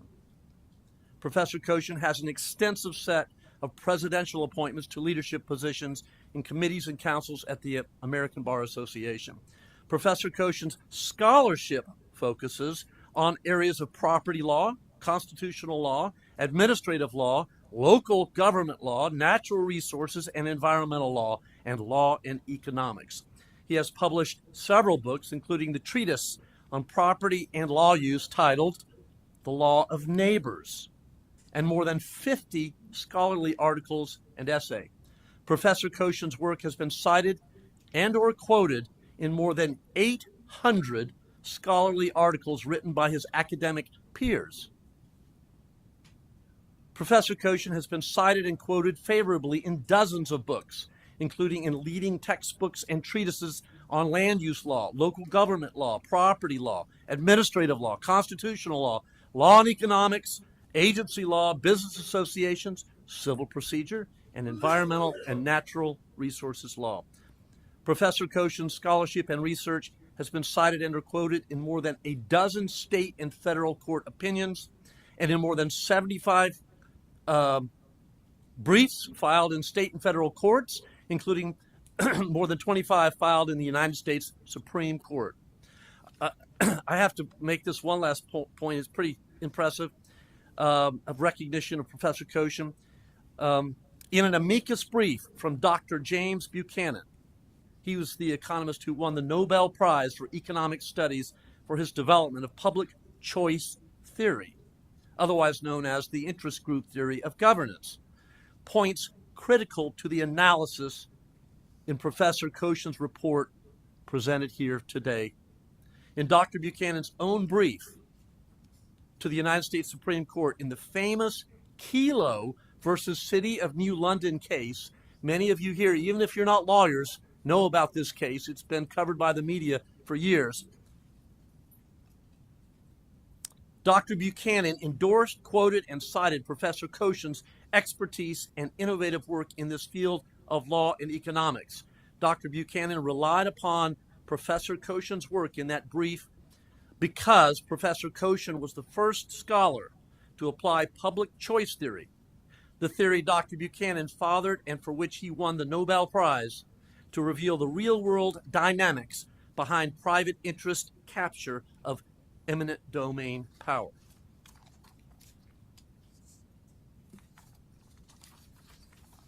The third individual expert you'll hear today is an attorney, but not just any attorney. His name is David H. Thompson. He is the managing partner of Cooper & Kirk. Mr. Thompson joined that firm as its founding, at its founding. Mr. Thompson has extensive trial and appellate experience in a wide range of matters, has secured victories worth billions of dollars. He has litigated cases in over 30 federal district courts, argued in each of the 13 federal circuit courts of appeal in the country, and argued before the United States Supreme Court, as well as many state courts. Mr. Thompson was awarded an A.B. degree, magna cum laude, from Harvard University in 1991, where he was elected to Phi Beta Kappa. In 1994, Mr. Thompson received a J.D. degree, cum laude, from Harvard Law School. Those are the three that you'll hear from today, Mr. Chairman, Vice Chairman, and board members, and members of the public and team. But I would like to touch on three other experts briefly that were integral into this report and the district's work. The district hired Kimley Horn to develop an urban planning report on the RCID in cities of Bay Lake and Lake Buena Vista to prepare the Kimley Horn report for this overall report. Kimley Horn is one of the premier planning, engineering, and design consulting firms in the United States, with over 7,000 employees. In 2022, the firm ranked #1 among building design and construction's top 80 engineering firms in their 2022 Giants 400 report. Every year since 2008, Kimley Horn has been recognized by Engineering News Record as one of the nation's top green design firms, with more than 100 of the firm's professionals earning LEED, L-E-E-D, all caps, accreditations. Kimley Horn assembled a team of experts, including urban planners, civil and environmental engineers, and transportation planners to contribute to their report. Kimberly Horn also has worked with Professor Koshin on providing Professor Koshin with information for Professor Koshin's report. The district also hired Public Resources Advisory Group, PRAG, P-R-A-G, to serve as an independent financial advisor to the district. PRAG is a nationally recognized independent financial advisor that serves state and local governments. It is registered as a municipal advisor with the Securities Rulemaking Board and with the U.S. Securities and Exchange Commission, and is a registered investment advisor. Memoranda relating to their work are contained in the report. The district also hired Raftellus to serve as a utility rate-setting expert in relation to the district's labor services agreement with Reedy Creek Energy Services, RCES, a wholly owned subsidiary of the Walt Disney Company. Raftellus provides management consulting expertise to local governments and utilities, including in the areas of finance, assessment, technology, and strategic planning. These are the principal ones, Mr. Chairman, Vice Chairman, and board members, but there were others. These are the ones I wanted you to hear about and the public to hear about as well. And Mr. Ardeman, from your comments, I understand Mr. Jennings will present first. Yes, Mr. Chairman, the thought is Bill Jennings will present to the board first, then Professor Donald J. Koshin, and then Attorney David Thompson from the Cooper Kirk firm. Okay. Mr. Jennings?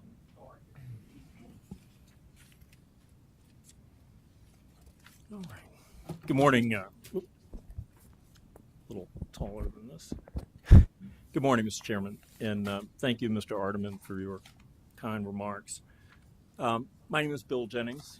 I am, as Mr. Ardeman said, a senior director at Delta Consulting Group. I do have more than 40 years experience in conducting forensic accounting investigations and was contacted by attorneys representing the board to conduct a forensic accounting investigation of the district. The only instructions I was given were that I was not to speak to the other experts who had been retained by the board, and that I was to conduct my investigation in a complete and independent manner without any interference from the attorneys or others. And so I was given pretty wide rein. I originally came out in August of this year and met with Mr. Gilzine and other employees of the district. And the primary purpose of that first encounter was to identify issues that myself and my team would then investigate. We sat down with a number of the employees of the district in that initial meeting. We gathered documents. We did a lot of independent research and then developed a plan. We identified certain issues that we thought required further investigation, and we developed procedures to investigate those issues. Those procedures included a massive collection of both hard copy and electronic data and evidence. Also, we did a lot of independent research consulting not only publicly available information, but other public records that were also accessed or available to us. We also then, following those steps, we interviewed many employees of the district, and we worked on that second phase from September through the end of November and spent a fair amount of time here at the district office and also touring the entirety of the district to actually make physical observations and photograph the various manifestations of the district's responsibilities, including roads, water control projects, utilities, and the like. We have a number of findings. They're included in a written report that we submitted to the attorneys on November 24th. It's quite extensive. It runs well past 80 pages in terms of its narrative, and then, of course, there are numerous attached exhibits. So I'm not going to be able to go page by page, but I did want to highlight some of the more significant findings. One of the things we looked at were the use of American Express cards, district American Express cards, by district employees. We selected Mr. Classy and several other employees and got the records related to their American Express expenditures going back to 2021. We didn't find very much except with respect to expenditures by Mr. Classy. During the period from 2021 through 2023, Mr. Classy spent approximately $100,000 on what were described as public relations not public relations, personnel relations activities. These would be a variety of parties in remembrance of staff that were past staff, current staff members who were being recognized for a variety of reasons. And then also in a separate category, spent about $80,000 on events. These included town hall meetings, parties for residents of the cities of Bay Lake and Lake Buena Vista, and other related events, and then approximately $27,000 on entertainment. This included various golfing activities as well as local sporting events. We noted that the existing written policies and procedures related to District American Express expenditures were followed, except in one instance, but that essentially Mr. Classy had the ability to override any of the procedures. We then identified another more significant matter, which was this thing that Mr. Gilzine talked about related to Disney park passes and discounts at Disney venues given to district employees. I think it's important to understand, and we didn't realize this at the beginning of our work, but actually originally all the district employees were Disney employees. There wasn't a separate district payroll until 1998. And so these employees had received, as Disney employees, just as other Disney employees all received, park passes and discounts at Disney venues.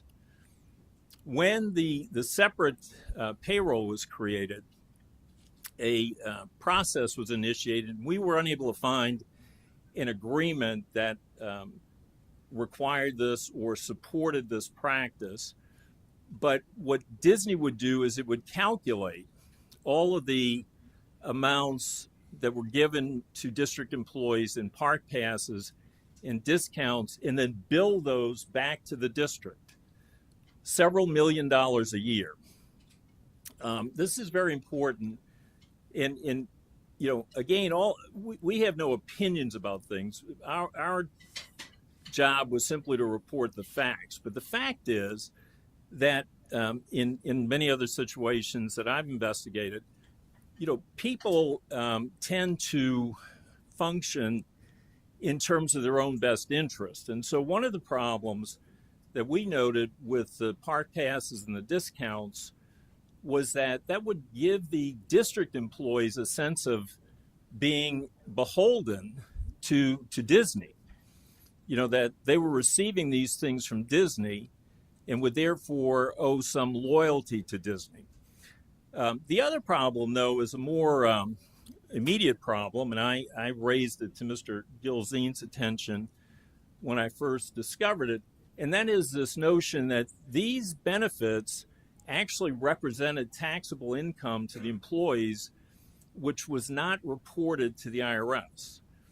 Now, this wouldn't have been so bad, except there were two district employees, the former CFO and the former human resources manager, who raised this issue back in 2018 with Mr. Classy, and were told that they should put aside their concerns and not raise the issue again, because the passes and the discounts were given to as a training device for district employees. Of course, that leaves out the fact that they also included other household members. And we did raise this issue, and Mr. Gilzine dealt with it very, very promptly in his own way. Another thing that we found related to the way that the district procured products and services. So this is the procurement process Mr. Gilzine referred to earlier.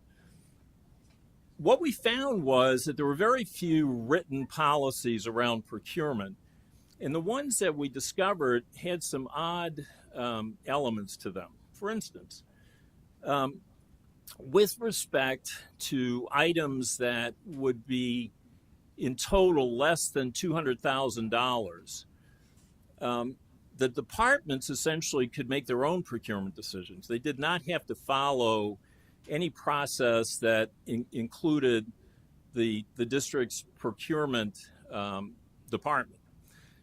The other thing was that certain types of products and services, and of course this was really at the discretion of the departments, could be classified as a type A contract. And in that situation, the contract could be given to anyone that, among other things, the district or the department leader or department members felt good about.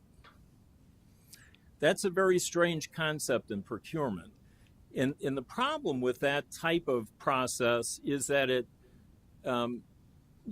again, my other work over the past 40 years, creates the opportunity for corruption. So in other words, this creates an opportunity for people to receive gifts from vendors in exchange for their agreement to feel good about them. But there's a bigger problem here. And one of the things we also found was that even in the cases where the contract amounts exceeded $200,000, when they were put out to bid, they were put out to bid to a closed vendor list that had not been expanded in many, many years. And so it was essentially a closed loop. This creates that same problem. In other words, if you want to stay in the closed loop, you do what's necessary to make sure the department heads and the other department employees feel good. And that again raises the opportunity for corruption, bribery, that sort of thing, but also creates a bigger problem, which is it suppresses competition. And that has two effects. One is, from the district standpoint, as the victim of this, the products and services that you're receiving from this closed loop of vendors may not be the highest quality products and services that you could obtain. The other problem is that you may not be obtaining them at the best price, that you're paying a price that's higher than you would pay if you were able to obtain these things in an arm's length fashion.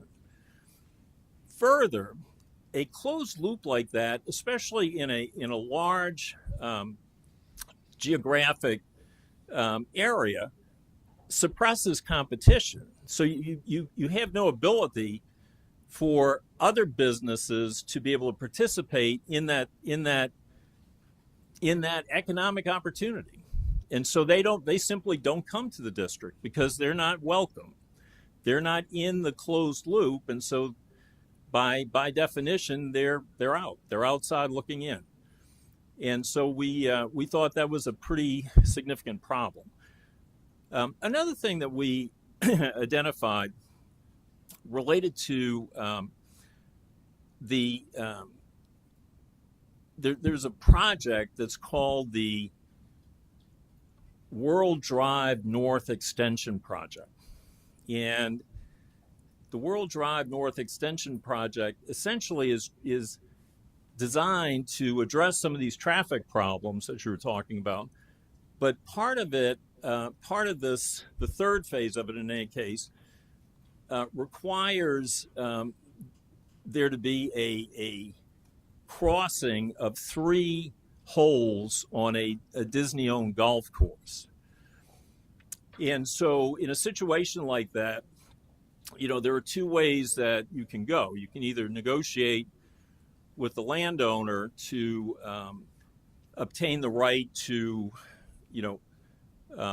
use that land for the roadway, or you can go through what I would think of as a condemnation proceeding. In other words, where sovereign governmental unit goes to court basically to be able to access land that is owned by a private citizen. We talked to a number of employees and we looked at all the records that were available. As it turns out, this was a negotiated agreement between RCID and Disney, in which RCID agreed to pay $7.7 million for the cost of moving those 3 holes on the golf course. And in fairness, we were told by the employees that this was a great economic deal. But the one thing we didn't find anywhere was any sort of independent economic evaluation that had been performed by anyone to determine whether the $7.7 million would be the best way to proceed, or if it would have been better to go through a condemnation proceeding. In that regard, another thing that we found associated with roadways is that there were over $21 million of budgeted road improvements that were never made between 2020, I believe, and 2023. And we asked about that, and we were told that there were environmental conditions and over aggressiveness by the head of the department that would have been responsible for making the improvements. But what we ultimately discovered is that money actually became an $18 million surplus for the general fund, which is obviously a more easily accessed fund for other purposes that might be carried out under the auspices of the board, the RCID board. The other thing we found out, and this was also by direct observation, was that of the money spent, the money that was spent for road improvements were spent to improve roads that would be used by Disney customers. The roads that were not the roads that would be used by Disney customers were left untended. And in fact, independent evaluations of their current condition revealed a decline in performance, or a decline in condition rather, following 2017. Now there's a further problem with this because the district adopted an accounting methodology that essentially, without boring you with the details, requires that if you adopt this methodology, you are agreeing to maintain the assets that you are accounting for in this way in their best condition. And so if you fail to do that, you would likely be required to change the accounting method. And if that happened, that would have an impact on potentially on bond ratings and interest rates paid by the district. And so we thought that was a fairly significant thing.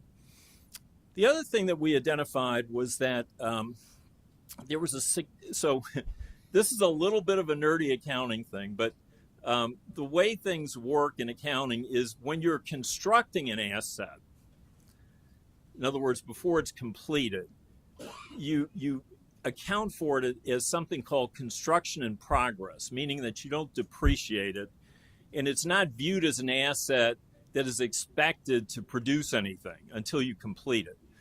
We found a number of assets, so this would have been something, tens of millions of dollars, in construction in progress that had not moved out of construction in process since 2021. A lot of the records we were given were 2021 forward. Among these things was a very expensive, multi-million-dollar piece of equipment that was purchased for something called a Typhoon substation. But the building that it was supposed to be housed in which it was supposed to be functioned had never been built. And so the equipment is sitting in a warehouse. We weren't, a lot of the other equipment related to the utilities, and I'll explain why in a minute, that we weren't able to do much with that. But a lot of the utility equipment also is in construction process or progress and has not moved to completed status. The problem with that, and of course I've done a lot of work all over the world, especially with utilities, electric utilities. There's a huge, incidentally, nuclear power plant on the island of Taiwan that has an enormous amount of equipment, billions of dollars of equipment, that is sitting there becoming obsolete and rusting. Water's pumped through it, but it hasn't generated 1 volt of electricity. And so that's the problem, is that it's not like this equipment is, permanent, that it can always be placed into service. And so that's a concern with that as well. One of the things that we were asked about that produced an interesting answer, but it was not a problem for the district, related to who was paying for policing in the district. And as it turns out, that when we first identified this issue in August, we thought the district was paying for policing. But of course, that would be forbidden by the district's, the RCID's charter. And we did learn that, in fact, that charter had not been violated, that the policing was being paid for by Bay Lake and Lake Buena Vista. The problem is that the reason we thought it was a problem to begin with is all of that information, all that accounting information for the cities and for the district is actually in the same general ledger. So the same accounting records at the district. So the district does all the accounting for the cities. Now, for the policing payments, those were all made from bank accounts that were owned by Bay Lake and Lake Buena Vista. And so everything was fine from the who paid for the policing part. But what we then discovered was that actually the district provides all of the services for the cities, for Bay Lake and Lake Buena Vista, under an interlocal agreement that was entered into in 2022. It's a 40-year agreement and literally pays for everything that the cities require in terms of services except policing by the district. Now, the problem with that is not everybody in the district lives in Bay Lake or Lake Buena Vista. In fact, the people who live in Bay Lake, residents of Bay Lake and Lake Buena Vista, are either current or former Disney employees who were employed by Disney for more than 10 years, and their family members. And so the people who aren't those people are paying taxes but not receiving the benefits, because those are actually going to the residents of the cities. The other thing that we discovered was that the district actually has 8 utilities that, to a greater or lesser extent, provide critical services to the district. So naturally, we wanted to investigate the utilities to see, how they were set up, how they were operating, and perform the same sorts of procedures that we did with the other manifestations of the district. Unfortunately, I created quite the firestorm when I asked the human resources manager to set up an interview with the first utility employee. As it turns out, the utility employees are all employees of Disney. They are not district employees. And I discovered that actually there's not an easy way for Mr. Gilzine or other employees of the district to interact with the employees of the utilities. And we, in fact, were not permitted to speak to any of them, nor were we permitted to enter any of the physical manifestations of the utilities. One of the things I wanted to look at was the electric generation plant. The thing that I did discover indirectly was that actually the district generates no electricity from that plant. It's a cogeneration plant. The district generates no electricity from it. All the electricity in the district is purchased from third parties and delivered through the grid. And I was asking, well, why are they maintaining this plant? And I was told by one of the district employees that the reason for the plant was that it would be there in case of emergency. Well, again, I didn't get to speak to anybody, and I certainly was not allowed to enter the plant. But one thing I can tell you is unless it's generating electricity using gas turbines, the time to bring online any steam generated electric plant is significant. And so the extent to which it would be available in an emergency, in my opinion, is highly questionable. The one thing I will say, though, is that all of the district employees were highly cooperative with us and took great pains to get us the information that we were requesting as part of our investigation. And I found it to be an entirely cooperative and effective environment to work in. Thank you very much, Mr. Chairman.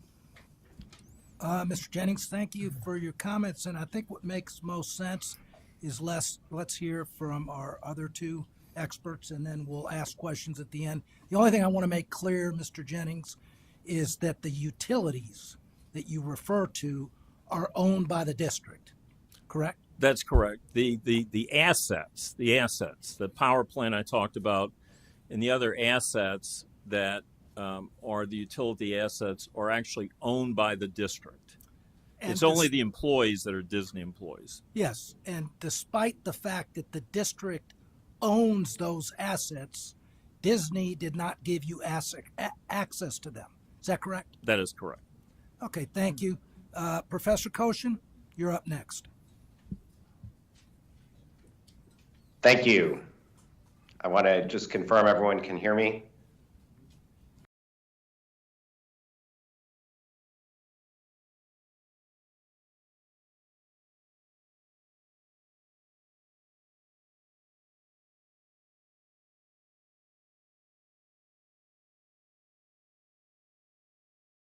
In person due to health issues, but I'm glad for this virtual alternative and look forward to seeing you all in person soon.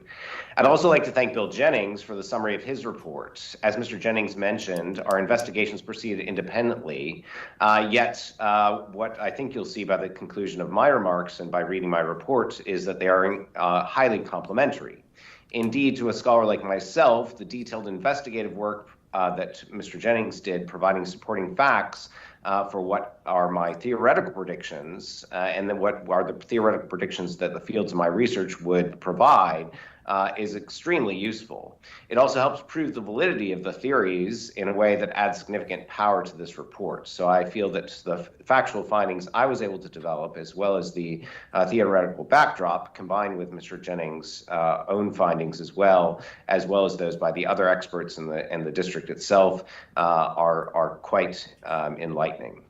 As noted, I'm Donald Koshin, and I'm a professor of law at George Mason University's Antonin Scalia Law School. I've been a professor there for more than 21 years. I've been a law professor, for more than 21 years, and I've been professionally studying the issues of land use, state and local government, and property and governance issues for nearly 30 years. I also serve at Scalia Law School as the executive director of the Law and Economics Center. It is at the Law and Economics Center is about to celebrate its 50th anniversary. In our flagship judicial education program, the LEC is the nation's preeminent provider of high-quality, balanced judicial education institutes and seminars that focus on economics, finance, accounting, statistics, and the scientific method. We've been training federal and state judges, as I mentioned, as well as state attorneys general, law professors, economics professors, and a variety of other policymakers on these subjects for nearly 50 years. All of this, the role that I have in the Law and Economics Center is in part furthered by the research that I do in law and economics, which will be a big part of the discussion that I present to you today. The goal of my 59-page study, for which I will provide highlights today, the study titled "A Legal and Structural Analysis of the Legitimacy and Consequence of the Governance Regimes Established by the State of Florida's 1967 Reedy Creek Improvement Act and Associated Laws." The goal of this study was to evaluate the Reedy Creek Improvement Act of 1967 and the governance systems that are put in place by it, as well as to use my expertise in evaluating institutions and the means of influencing them to conduct independent research to compare the level of influence of private interests in the establishment and governance of the Reedy Creek Improvement District, and to determine whether there are notable deviations from the norm of good governance. From the very start of Disney's relationship with Florida, including by drafting the language the legislature would enact in the Reedy Creek Improvement Act in 1967, Disney has engaged in a well-orchestrated and sophisticated lobbying effort to secure what in effect is its own private governance regime, insulated from the traditional elements of democratic accountability, good governance, and the rule of law that operate everywhere else in the state of Florida, as well as throughout the country. The 1967 Act is extraordinary. It deviates from good governance norms and creates a path for capture and control by private interest group that threatens the public interest. Ordinary institutional design and limits, democratic accountability mechanisms, and constitutionally grounded processes of good governance serve important purposes. They exist to ensure that government powers remain limited, democratic principles remain protected, citizens remain empowered, and powerful interest groups, like Disney, are thwarted from capturing the strong arm of the state to advance their private purposes. It is about grounding public purposes in public institutions that are controlled by the public. Indeed, the preservation of these principles of limited governance and the rule of law requires erecting and respecting hurdles to government intervention to, one, ensure that government interference in private affairs is limited to serving the public interest and to those actions truly necessary in requiring such public intervention, and two, to maximize the space for private ordering and market competition, free of special privileges, so that economic freedom, competition, innovation, and growth may flourish. That means that governance is intentionally difficult and time-consuming, with the opportunity for the kind of broad public participation and scrutiny that leads to optimal decision-making, including balancing competing interests and recognizing that the neutrality principle grounding good governance prohibits picking favorites. This idea that governance is meant to be hard will be discussed in my presentation, and it is discussed in my report, as a contrast to the claim that there was a need for flexibility and easy governance by Disney in getting the special privileges it received in the Reedy Creek Improvement Act of 1967. Legislation that sets a framework risking the relaxation of the norms that I've discussed should be reevaluated. The report provided to you concludes that the 1967 Act, the political environment surrounding its creation, and the maintenance of authorities under the Act and governance pursuant to the Act have all surely accomplished a dangerous relaxation of normal limits on governmental power and the structures of democratic accountability. To reach these conclusions, this report brings expertise and scholarly insights to bear upon the inquiry from constitutional law, statutory interpretation, democratic governance, and institutional analysis from law and political science, land use planning, local government law, urban planning, administrative law and regulatory policy, and the interdisciplinary work animating positive political theory, explaining how politics actually works rather than the idealistic ways we wished it worked, including from key insights from public choice theory at the intersection of law and economics, which I've already mentioned and will detail in just a bit and a little more. When Disney scoped out Central Florida as a potential site for Walt Disney World, the evidence reveals that it was unwilling to locate there unless it could fundamentally alter the legal regime within which it would be required to operate. Disney wanted a governance structure overseeing its operation with broad jurisdiction, discretion, and flexibility to approve projects. And it wanted a governing authority that would sufficiently align with Disney's interests so as to effectively give Disney control. This is what it was seeking when it drafted the 1967 Act and what it achieved by getting the legislation it requested. Somewhat paradoxically, this meant creating jurisdiction with wider authority and independence, yet less power over its principal developer on the part of the actual governing authority. Notably, statements from Disney's consultants working for the development of the RCID described the motivation for seeking more authority as including to overcome what they described as a, quote, governance problem. The answer from Disney's consultants included limiting the scope of democracy. In one statement, they said, quote, new community developers should be exempted from processing their plans and development through local governing bodies.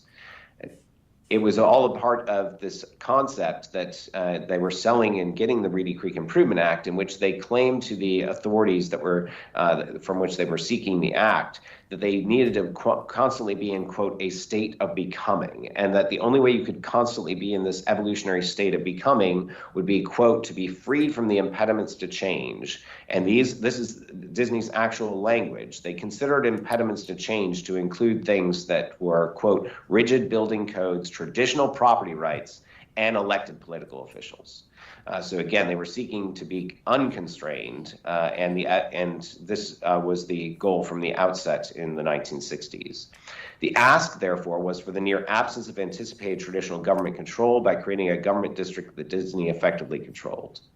Before proceeding to discuss development of this legislation, I do want to point out that the RCID, despite using the word district and despite the act using the word district, the RCID is sui generis, i.e. it does not fit the mold of special districts and thus should not be compared to most other special districts so classified under Florida or other state laws. Normally, when we use the term special district, we're referring to a single and specific purpose, or in some cases multi but still limited purpose jurisdiction, such as for fire protection, water supply, drainage, soil and water conservation, sewage, or housing and community development. This special district would then have authority limited to what was necessary to serve the limited purposes, including sometimes the ability to raise revenue for a specific purpose, and not generalized jurisdiction, generalized planning, or generalized lawmaking powers. Almost all special districts are defined by their purpose, which is determined by the type of service or public need that is being fulfilled by its creation. Entirely atypical is to create a special district motivated to create a mostly general purpose governance structure to carve out a jurisdiction that will serve the needs of a particular constituent or designed to advance a particular industry or particular private purpose. Yet arguably, this atypical design for a special district was what Disney drafted and proposed to the legislature leading to the 1967 Act, and getting its own private jurisdiction was indeed the driving force behind Disney's lobbying efforts leading to the 1967 Act, again in part because being a true special district as a limited purpose special district for drainage, for example, which they started as, was not enough. Special districts are supposed to be created for special limited public purposes. They're not created to serve the needs of a private interest who claims a need for its own system of governance. Nonetheless, the 1967 Act, in it, the RCID was given extraordinary powers not shared with other special districts in Florida. It created a jurisdiction that, unlike municipalities and counties in Florida, does not have the kind of diverse citizenry and voting public that generates a check on governmental abuse, largesse, or favoritism. The RCD has no residential or voting base of any significance, given that the population consists of less than 100 residents district-wide, almost all of whom are picked by or arguably beholden to or indebted to Disney in some of the ways that Mr. Jennings already identified. And aside from the low numbers, these residents may vote for municipal officials, but the municipalities inside the RCID have few powers, to the point they are often called paper cities. There's more detail on that also in the Kimley Horn report. And the residents generally are not landowners capable of voting for the RCID board. All this means that even the residents in the RCID cannot act as an active force to check abuses of power or transgressions of prudence. And despite promises to populate the RCID and give residents a futuristic environment, in which to live, Disney regularly and repeatedly found ways to avoid new residents or landowners from counting within the RCID, often just carving out through de-annexation to ensure they could not become effective checks on Disney's capture of RCID power. The 1967 Act rather shockingly exempts the RCID from application of later passed land use regulations, zoning, or building codes, insulating it from control of general changes in these areas from the state and its authorities, unless the law expressly removes the exemption. It's hard for the state to exercise continuing control over the RCID once a path-dependent presumption of independence is set. Disney was able to convince the convince the Florida legislature in 1967 to give the RCID these extraordinary powers with little attention to preserving facets of democratic accountability and structural limitations, without any binding obligations to compensate for the negative externalities it would impose on the region, including externalities through pressure on roads and transportation, affordable housing, schools, law enforcement, and other social services. A brief note on what I mean by externalities is useful here. The idea in the economics literature is that normally individuals are required to internalize the costs of their action, be responsible for the costs of their action. If they impose harms through their actions, if their actions cause harms on others, they are usually responsible for paying for those harms. Those negative externalities are things that we typically require some kind of impact fee or compensation for. But the ideal for any one of us is to be able to internalize all the benefits of our actions, but externalize all the costs. And what has really been developed through this legislation is a way in which, indeed, Disney is able to internalize all the profits and benefits of its actions while not internalizing all of the costs and therefore causing these kinds of negative externalities. In addition, the one thing to recognize in terms of the extraordinariness of the legislation is that there is a perpetuity clause in Section 23(1) of the 1967 Act that allows for this failure to apply future land use laws to the RCID. In later years, Disney would seek an advisory ruling from the Florida Attorney General on whether certain laws passed after 1967 applied to the Epcot expansion, for example. The question was whether or not Disney should have to account for the regional impacts expansion would cause, like other developers in other counties would be required to do under new statewide laws. Disney succeeded, however, in getting an attorney general opinion that ruled in their favor, finding nothing objectionable about the perpetuity clause in the 1967 Act, and in explaining that it should be enforceable on its plain terms. This provision exempting the RCID from changes in law is particularly troublesome because it locks in place the status quo rather than encouraging political adaptability to change conditions as would be expected from most regulatory regimes. It also means that the 1967 Act gave Disney near perpetual protection from future intrusions upon the RCID's independence and insulation from traditional accountability measures in these enumerated areas of authority. Beyond the generally troubling nature that Disney was able to embed in the 1967 Act a near perpetual exemption from the application of certain categories of future laws, unless the legislature expressly applies them to the RCID, this Attorney General ruling has had severe consequences for the communities surrounding the RCID because it means that Disney could expand without paying for all those negative externalities imposed upon the region. The decision to exempt Disney from typical regional impact obligations also meant that Disney had successfully lobbied for a substantial cost advantage over competitors who would need to comply with new statutes, including mitigation obligations to offset regional impacts, while Disney would not. And this is precisely what interest group theory would predict would happen. Both the Florida legislature creating the powers in the 1967 Act and the Supreme Court of Florida finding them constitutional based on their decisions on reliance on a belief that the RCID would eventually have inhabitants that would make this authority subject to the powerful checks provided by democratic accountability all contributed to this. The preamble to the 1967 Act specifically expected a different regime, a different environment to emerge. It specifically noted that the broad powers that were being conferred in the RCID were, quote, necessary for the convenience of the district and all its inhabitants and landowners, again anticipating the existence of future inhabitants. The Supreme Court of Florida has, over time, blessed the Reedy Creek Improvement Act, but they've done so, including in the State of versus Reedy Creek Improvement District decision in 1967, on the expectation that the contemplated benefits the district will inure to the numerous inhabitants, and this is the quote from them, that contemplated benefits by the district will inure to numerous inhabitants of the district in addition to the persons in the Disney complex. Nonetheless, what we've seen is that without those inhabitants, the result is that it is largely served almost exclusively the private purposes and private interests of a private corporation. Disney, in the 1967 Act, was seeking out these special advantages, but needed to sell the story that there would be inhabitants. Because only a popularly elected government could regulate land use and building, they consistently promised in the days leading up to the passage of the 1967 Act that it would create a model city, quote, functioning community where 20,000 people would live and work and play.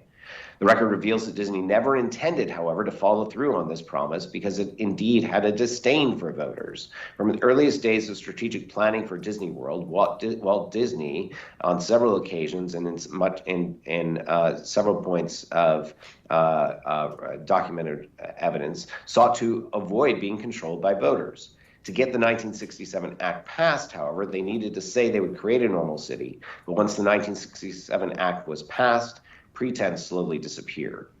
Please note, I do not conclude that the RCID would be normal and consistent with good governance if the Disney promises had been fulfilled.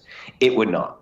The 1967 Act is fundamentally flawed from a good governance standpoint either way, but the fact that the promises were a ruse makes the situation all the more concerning from a political economy standpoint, i.e. the study of the consequences of severe interest group influence into governance regimes. Today, the facts are clear that the social contract Disney entered into in the 1967 Act has been broken, and one question for future legislatures is what should be done for the continuation of the authority as granted in 1967. The 1967 Act created an unenforceable legislative bargain, however. Despite the promises made by Disney to create housing and to populate the RCID with citizens and voters, promises made to induce the legislature to grant Disney special privileges that Disney claimed were necessary to effectively accomplish their grand plan, including housing, there are no built-in ways to hold Disney accountable for the failure to fulfill their promises. In other words, legislative action was induced by Disney's promises and the legislature performed, but has not been able to get the full benefit of the bargain. In fact, Disney appears to regularly find ways to have a continued absence of voters. De-annexation efforts, including what we saw with Celebration, are all good illustrations. The installation, then, of the RCID and a lack of obligation to offset regional impacts has meant that Disney is not required to internalize the negative effects its operation has, yet able to internalize its profit. That is what is meant by uncompensated externalities, that harmed individuals must bear the cost of actions of another who is not responsible for paying the complete cost of the harms they impose. As the report that has been submitted to you details, much of the rationale driving the 1967 Act, from the lobbyists advocating for it and from the legislature supporting the new paradigm, was based on a sales pitch that told about the escape to a magic world where barriers of action normally imposed by democratic governments would disappear to better pave the way to a shiny new prospect for regional prosperity. This bright, alluring new object of innovative governance was masked as necessary and appropriate to the desired ends. That distractive narrative, furthered by what were later revealed as false promises of consideration from Disney, allowed for the capture of governmental power by a private entity and the abandonment of key principles of good governance and democratic accountability. A robust appreciation for the valuable role these principles play to create purposeful barriers to governmental action was missing. This is entirely predictable from an analysis of a field in the discipline of law and economics known as public choice or interest group theory, which Mr. Ardeman already explained to you, came from Nobel Prize-winning economist James Buchanan. He was known for categorizing public choice as, quote, politics without romance. Indeed, it is precisely for his groundbreaking work in this analysis of interest group influence that he won the Nobel Prize in Economic Studies in 1986. These insights, as applied to the 1967 Act, the RCID, and Disney for the first time in any substantial way as a matter of academic analysis of these entities and structures, form the heart of the final sections of the report that's been submitted to you. Public choice reveals that we cannot necessarily count on political decision makers to act in the public interest if they become co-opted or deceived by interest groups. And we should expect that private interest groups will expend substantial resources to influence politics so that they can gain special interest deals at a savings from what they would need to spend to get similar benefits in the open market if they could get a substitute through the market at all. Interest groups have strong incentives to co-opt the coercive power of the state and to even persuade public actors that they are doing public good, despite in reality doing the private bidding of a private entity, such as that of Disney. The positive political theories that seek to explain and demonstrate why institutions operate, including public choice and other aspects of the law and economics discipline, operate from the perspective of analyzing limited purpose governmental entities, limited constituency public entities, the impact of repeat player phenomena, and the conditions that make public entities susceptible to capture by private interests. Disney had an interest in creating the type of special district over which it would increasingly exert control. Again, the law and economics literature predicts that regulatory entities with highly narrow and limited constituencies can be easily captured. They can easily be captured by those constituencies, those limited constituencies, such that the entity starts to serve the interests of the regulated rather than the public interest, or rather than its statutory mandate. The RCID from the start, with its structure set up in the 1967 Act, had a design flaw, captured from the outset by the dominating interest group that lobbied it and lobbied to create it, Disney. That design flaw allows Disney to act in the interest group as the interest group's private government. Capture dynamics, this field of law and economic studies, predict that the RCID is unlikely to be independent and will be incapable of adequately considering policy choices that are against Disney's interest, as Disney is a dominant constituency repeat player that, absent adequate safeguards built into the system or injected back into the system, will always have built-in disproportionate influence and the capacity to capture the RCID's powers for private gain. Only by injecting more process and diversifying the constituent base in the CFTOD can this kind of capture be guarded against. Any considered reform should take these and other insights from positive political theory into account. Applying these insights, we can see that the creation of single interest districts, especially when the legislation creating them is drafted and lobbied for by private interests such as Disney did here, predictably lead to a governing entity driven to serve the private concerns of the private companies it regulates. In fact, several empirical studies that have looked at very narrow purpose regulatory entities show that those entities become easily captured when they have a narrow group of constituencies. Because Disney can use the levers of government to get the resources other private entities would need to pay for, it obtains an artificial competitive advantage, and it's able to insulate itself from paying the kinds of taxes on property, for example, that would normally apply to privately owned properties. Consider, for example, the parking garages in Disney Springs, which were provided by the district but serve entirely the profit-making enterprise of Disney rather than a public purpose. Not only did Disney get the cost savings of not having to pay for those garages itself, the fact that they are owned by the government means the parking garages do not generate tax revenues. Billions of dollars of assets kick off no public community benefits when structured this way. That would not be the norm absent this kind of unique and extraordinary arrangement. As a consequence of the RCID's insulation from regular governance practices elsewhere in Florida, Disney has been able to gain a significant artificially manufactured competitive advantage as created by the RCID privilege granting legislation and been able to impose externalities upon surrounding communities without legal consequences. The pressure that Disney's growth has placed on the transportation system, affordable housing, and social services in Orange County and Osceola County in particular have been borne by those counties with only partial contribution for those effects from Disney's tax obligations. It has negatively affected the quality of life for Disney employees, and yet Disney has not had full responsibility for those effects. These findings in my report are also supported by the expert report submitted by the Kimley Horn firm and attached to the overall report under consideration today. The Kimley Horn report concludes, for example, quote, the RCID, with all the powers granted under the 1967 Act, functioned entirely to support Disney's resort operations and is not accountable to the surrounding counties or to a general public in the district. The structure seems to be primarily self-serving and was one of the reasons the plan has not permitted residents to live in the district and have an active role in the governance of the district, end quote. Furthermore, the Kimley Horn report concludes, quote, The two cities in the RCID are essentially paper cities. They do not have individual comprehensive plans or elected representatives supported by a resident population. There's no provision for employee housing in either of these cities, nor is there any provision for other residents who are not employees but support or are part of the activities and businesses in the district. The district itself did not function as a typical Florida governmental body, end quote. Kimberly Horn also states, quote, given the substantial level of Walt Disney World's impact on the regional transportation system, it is surprising the company has not taken more of a leadership role in or responsibility for addressing regional traffic and other transportation problems, end quote.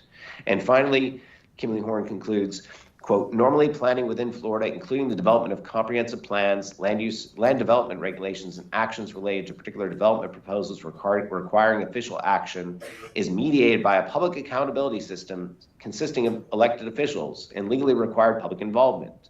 The unusual makeup of the district's governing body complicates the efficacy of any public participation process. Because the district does not hold elections by residents, any planning performed by the district is devoid of the normal mechanism of accountability that would underpin public participation efforts. Historically, RCID has de-annexed any residential developments within its historic borders. Even if the district held public meetings on long-term or current planning issues, the process lacks the typical feedback mechanism of a regular local election cycle, end quote. And I did say finally, but I have one last quote from Kimberly Horn's report, which is consistent with my findings, that says, quote, the breadth of authority and unity of ownership result in a situation where planning decisions are accountable primarily to a single private business interest and not accountable to the typical range of community stakeholders. Furthermore, this preferential situation is not similarly afforded to other businesses in the same industry. Essentially, the largest and primary business interest in the district has been in control of its own approving body as it relates to land development without meaningful accountability to other stakeholders or a clear incentive to serve the public interest. This could be considered a major plan infirmity, end quote.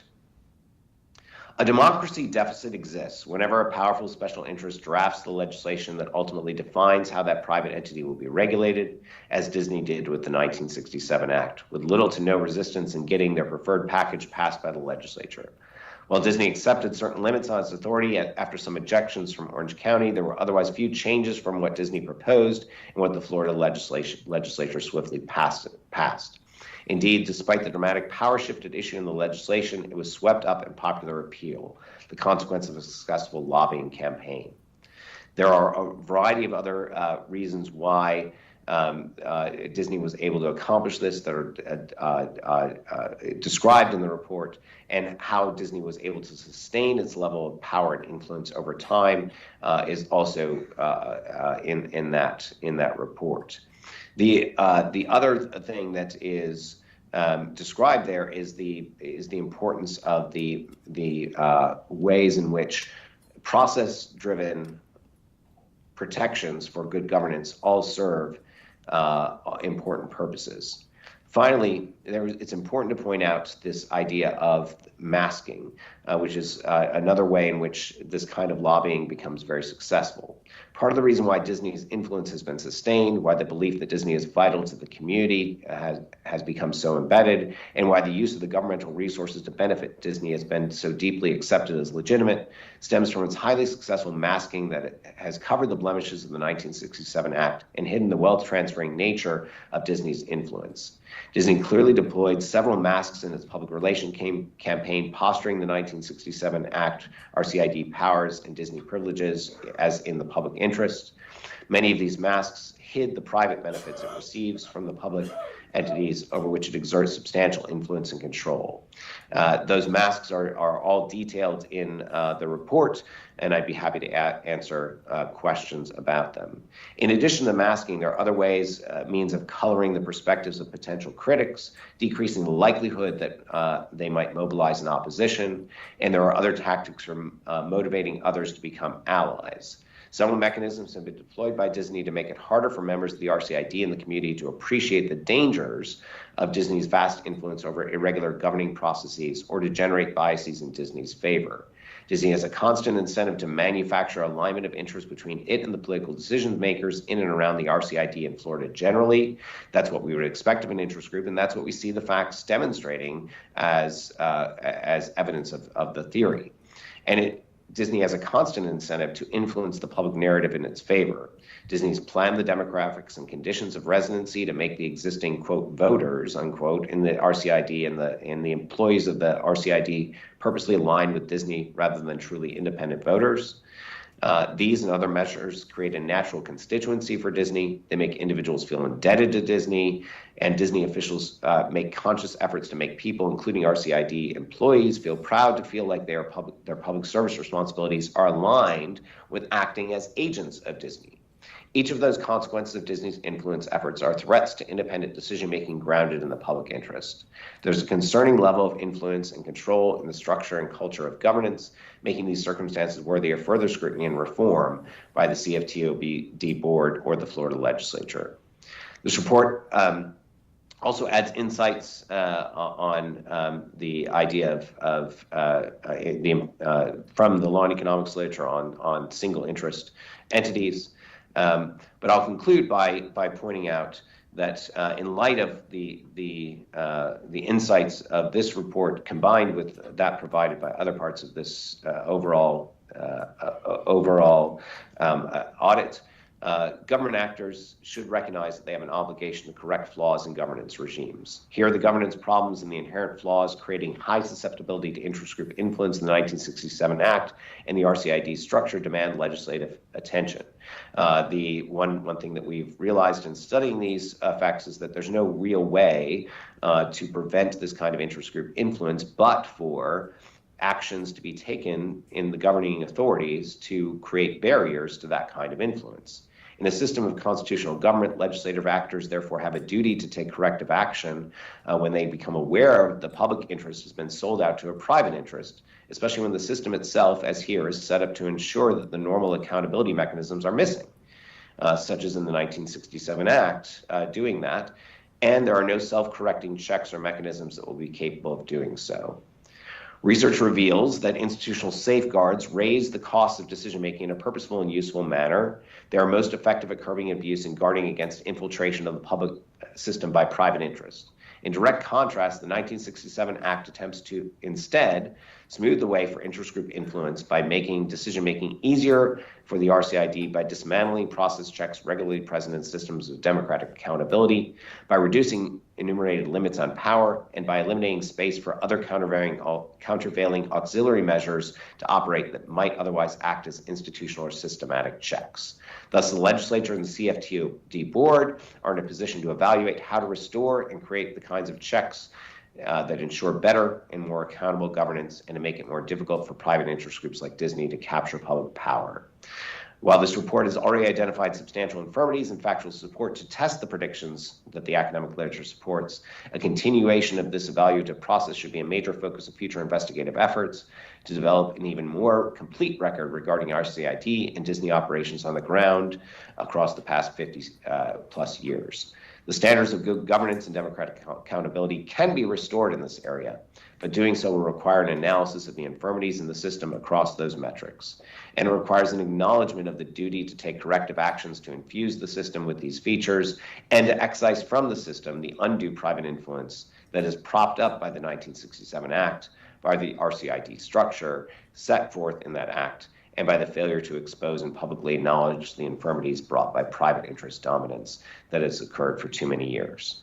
With that, I commend to you the complete report, and I look forward to answering any questions you might have. Thank you for the time. Thank you very much for that comprehensive presentation, Professor Koshin. And now we'll ask Mr. Thompson to address the group. Yes, good afternoon, Mr. Chairman. It's a pleasure to be with you, and thank you for the opportunity to address the board today. I'd like to highlight a few of the most troubling findings of the audit, and I'd like to start by addressing the consistent pattern of the prior board of approving actions that only benefited Disney. And there are many examples in the audit, but I'll touch on just a few. One of them relates to the Disney Spring garages. These are 3 garages that are constructed by Disney Springs, and they cost hundreds of millions of dollars to build. In fact, it was $700 million to build the 3 garages. And Disney is the only one benefiting from these garages. There's no other taxpayer in the district that's benefiting. Now, Disney may say, well, we're the biggest taxpayer, so what's the big deal? And the reality is, as the audit shows, there are 57 other taxpayers in the district, and they pay at least 13% of the district's taxes. So 13% of $700 million, that's $91 million of obligations and liabilities that were foisted upon the other taxpayers in this district for something that did not benefit them. And the story is actually even worse than that, because Disney, in many of its leases, also passes through these tax obligations to the district to many of their tenants. They do so in provisions that are called central area maintenance payments, so-called CAM provisions, that are built into commercial leases and require the tenants to pay the property taxes associated with that property. Disney has stonewalled us. We have tried to figure out the extent to which they are passing on their tax obligations to their tenants, and they have refused to provide us with that information. But the bottom line is, whether it's 91 million or well over $100 million of value that was siphoned off by Disney with the willing cooperation of prior boards in the district. That's not the only benefit that accrued solely to Disney's advantage. As has been mentioned before, Disney was also paying on an annual basis millions of dollars to Disney for tickets and merchandise and subsidizing cruises that employees took. And Disney was the only taxpayer in the district to receive these benefits that over time amounted to tens of millions of dollars. And here again, the other taxpayers in the district were being forced to pay for this perk.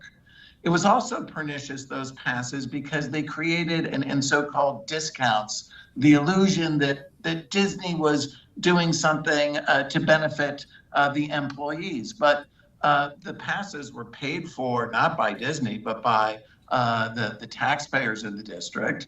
And the quote-unquote discounts that the employees received, 40% on cruises, large discounts on merchandise and food from Disney stores. Those were they amounted to a significant amount of money, and they were paid for. They weren't a true discount. They were paid for by the district back to Disney. And Disney benefited from this arrangement in a myriad of ways, but one of the ways was that its views on contested questions within the district would prevail. One example I would give you is the Shades of Green Resort. This is a resort that is operated for the benefit of U.S. service members and their families, those who are currently serving and veterans. And many of the veterans and service members who stayed there wanted to get access to the Magic Kingdom by crossing a street and going through the Polynesian village to a ferry. And in fact, Disney did not want the guests at the Shades of Green to have a pedestrian crossing with a signal. Disney certainly did not want a bridge, a pedestrian bridge, to be built to facilitate access to the Polynesian village and the ferry boat. And Disney's views have prevailed. They prevailed under the prior management and the prior board. When Disney said jump, that prior board often said how high.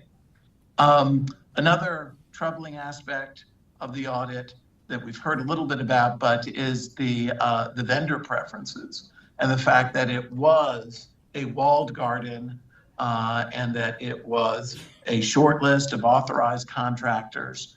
There was not a formal binding bidding process. There was a complete lack of transparency. And we've heard today that under the current board, now there is transparency, and the contracts that are being bid out are open for the public to see. But that certainly was not the case under the prior regime. Another aspect of the audit that I'd like to touch upon relates to the utility facilities. Under the old act, the district was able to own its own utility, and in fact could even build a nuclear power plant if it wanted to. And up until 2003, Disney owned the utilities, the utility facilities. But in 2003, the decision was made for Disney to offload those assets onto the district. And the purchase price was significant. It was $70 million that the district paid to Disney in 2003, financed by bonds. And as far as we can tell, based on the investigation that was taken in connection with the audit, there was no evidence of any formal evaluation process. Obviously, in a transaction worth $70 million, one would expect to see due diligence, to see a formal valuation process, and there was none of that we've been able to find any evidence of. And it would be highly irregular for a transaction of this magnitude to proceed without any of those safeguards.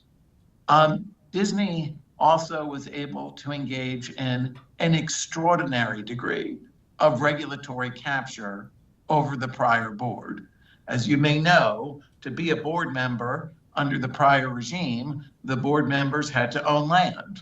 Well, Disney would give them the land that would permit them to serve and fulfill that requirement.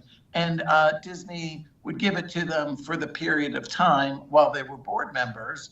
And then Disney went so far for many of the board members to actually pay their property taxes. These are personal obligations of the prior board members. And yet for many of them, Disney went so far as to cut the checks on Disney bank accounts to pay these taxes. One can't imagine it really in any other part of the country, a private regulated entity paying the personal taxes of a city mayor, a council member. It's just extraordinary. And that is what happened in the prior regime. Disney, in light of what we've been hearing about from Mr. Jennings and Professor Koshin and the items I've highlighted, it's hardly surprising that in a governmental system where they could avoid hundreds of millions of dollars of impact fees as they went on a building spree, that Disney wanted to try to preserve that type of sweetheart arrangement. And they did so by entering into a series of 11th hour deals to try to extend the status quo. They entered into a development agreement, which purported to confer on Disney the ability to decide what was going to be built in the district. They entered into a restrictive covenant agreement, which purported to restrict the district's ability to use its own property as it saw fit. And it all did so in a way that certainly was not an arm's length transaction. As we previously detailed, these agreements were dead on arrival. They were riddled with procedural and substantive irregularities that rendered them null and void from the beginning, including the fact that they lacked proper notice, that the district had not followed the steps necessary to adopt these development agreements, that they were so one-sided that they lacked any consideration for the district, which is a requirement of any contract, and that they constituted improper delegation of government power to Disney, among other shortcomings and flaws. And rather than simply accepting that, Disney went out and launched a campaign of litigation. They went to federal court and they had a myriad of different claims. And now all of those claims have been dismissed with one exception, and that one remaining count is foreclosed by binding circuit precedent. And now there's litigation in the state court that The district commenced in response to Disney's improperly going to federal court with many of the issues. And this is a dispute where there are many dispositive legal issues. And instead of allowing the court to simply assess those dispositive legal questions based on the briefing, Disney launched a round of invasive discovery, which is expensive and wasteful, and is a further example of Disney driving up the costs for the other taxpayers in the district. Disney has said that, quote, "We are extremely proud of our impact on the Central Florida economy over the past century," close quote. But one wonders what they are proud of. Are they proud of 100,000 workers who have to sit in traffic and commute every day because there's little or no workforce housing? Are they proud of a district in which there's not a single school, in which there's not a single public library, in which there's not a single hospital? Are they proud of evading hundreds of millions of dollars of impact fees that could have ameliorated the transportation situation? The bottom line is Disney's put forth a fairy tale in which the prior governance structure was a model of good governance. But the audit shows that the exact opposite is true. And we know that the audit's conclusion is correct. How do we know that? Because throughout the United States, throughout the last 55 years, there is not one single jurisdiction that has decided to emulate and replicate this system of governance. And that is proof positive that the prior model was indeed a failure. Thank you, Mr. Chairman. Thank you, Mr. Thompson. Do my fellow board members have any questions or comments? Mr. Chair, would this be appropriate for, I guess, questions to all the presentations? Yes, sir. Okay. I've got a few. I don't want to. Maybe we should hop around, but I guess I'll just start with Mr. Jennings. First of all, thank you all for the presentations, the thoroughness which you engaged in your task and working alongside you all. It's really, your reputations all preceded you, but I'm certainly thankful and I'm not surprised, and was, even my high expectations were exceeded throughout the process. Mr. Jennings, a couple questions, and you mentioned that prior to 1978, all of the employees of the district were Disney employees. So by my math, that's the first 30 years of the district.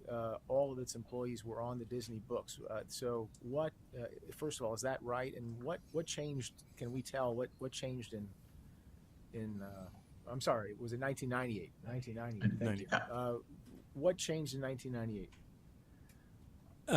Unfortunately, I don't know. It's lost a little bit in the sands of time, but my understanding was that Disney made the decision to have a separate payroll set up for the district in '98, and so all of the people who were Disney employees who were working for the district were then transferred to the separate district payroll.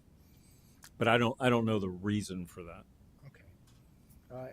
Is it fair to say that's somewhat uncommon in terms of in your observations? Have you observed that in other special districts where there's that kind of overlap? I've never encountered anything like it, actually. Okay. You mentioned that there was no independent valuation for the $7.7 million impact cost of the Disney-owned golf course. Sounds like there were some editorial comments made that this was a great economic deal. I wonder, absent a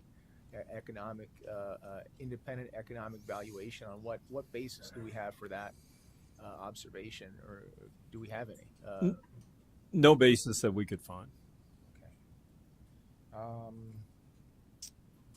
$18 million in roadway repairs reallocated to the general fund, and that it sounds like you said that the roads, the efforts were really in terms of road upkeep and repairs were predominantly emphasized on the roads used by visitors I guess to the parks, but that suggests to me that maybe roadways used predominantly by employees or by neighboring residents were ignored in the process. Is that a fair? That's what we observed and physically observed it and took some photographs that are included in our report. Okay. Those are my questions for you. I'll let other folks go for a minute. I'll reserve some time for questions to the other experts. Supervisor Onyx. Thank you, Mr. Chairman. And kind of picking up where the Vice Chair left off, Mr. Jennings, first, I very much appreciate your expertise and your report, and I very much appreciate your just the facts, Joe Friday approach to your task. It was extremely helpful to me. I think it was extremely objective, and it's certainly supported by a significant amount of data that you have included as exhibits in the report. I wanted to pick up on the deferred maintenance for the roads.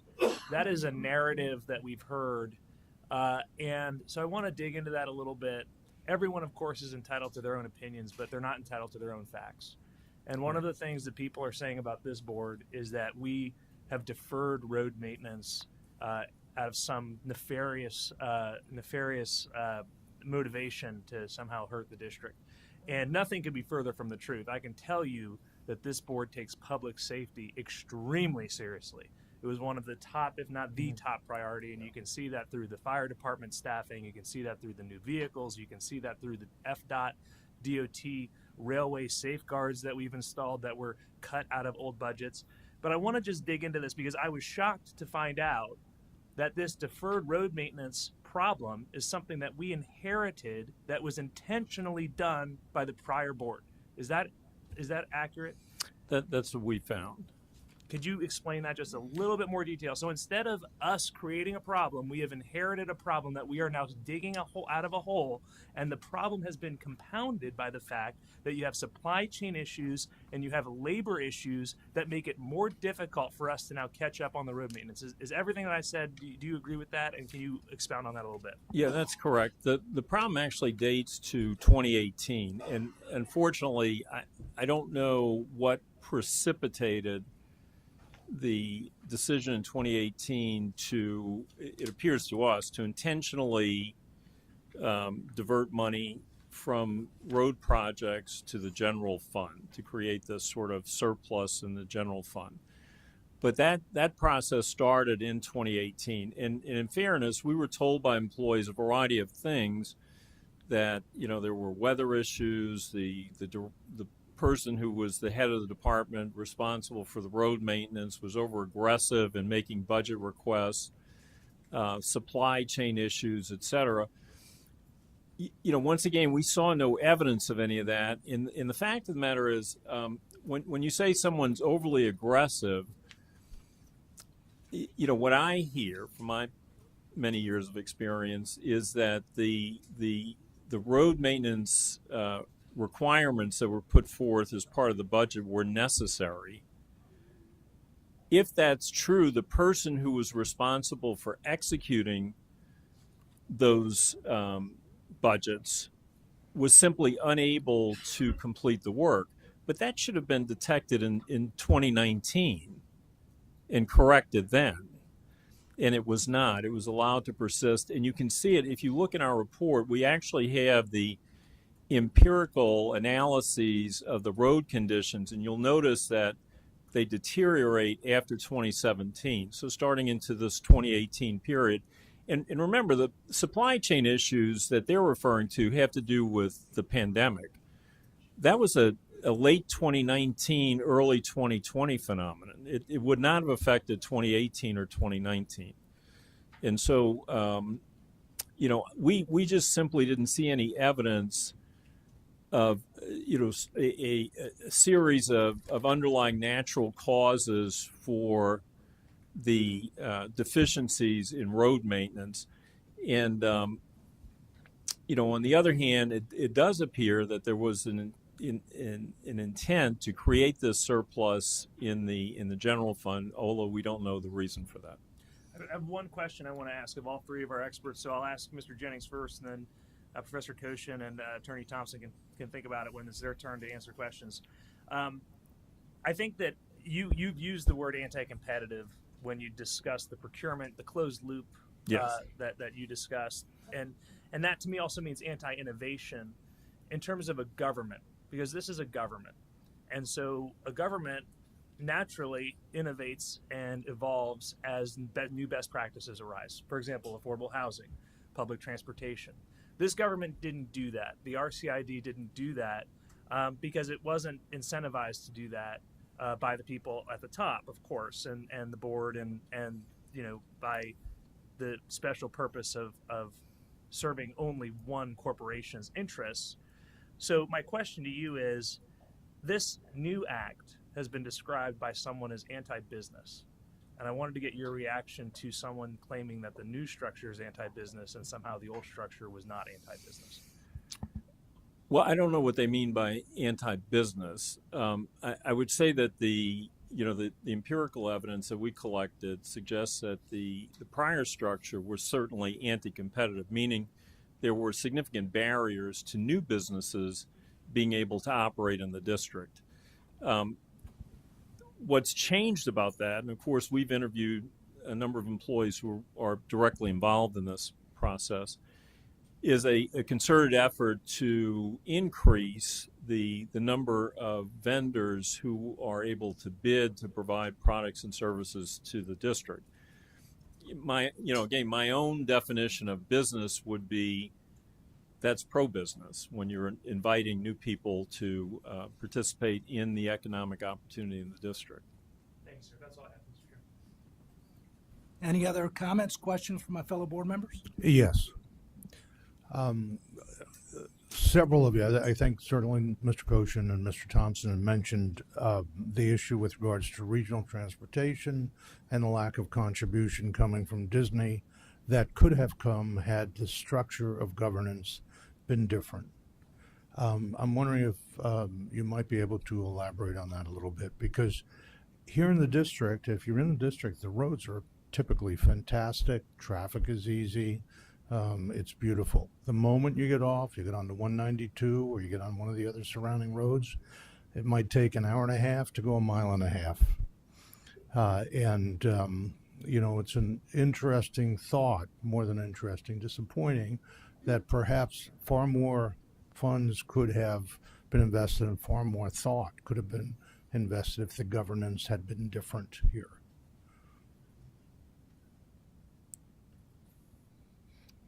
Yeah. I'll take a crack at that and just say that certainly I think that's right. If we look at those impact fees, I believe there's something like 36,000 hotel rooms that Disney has in the district.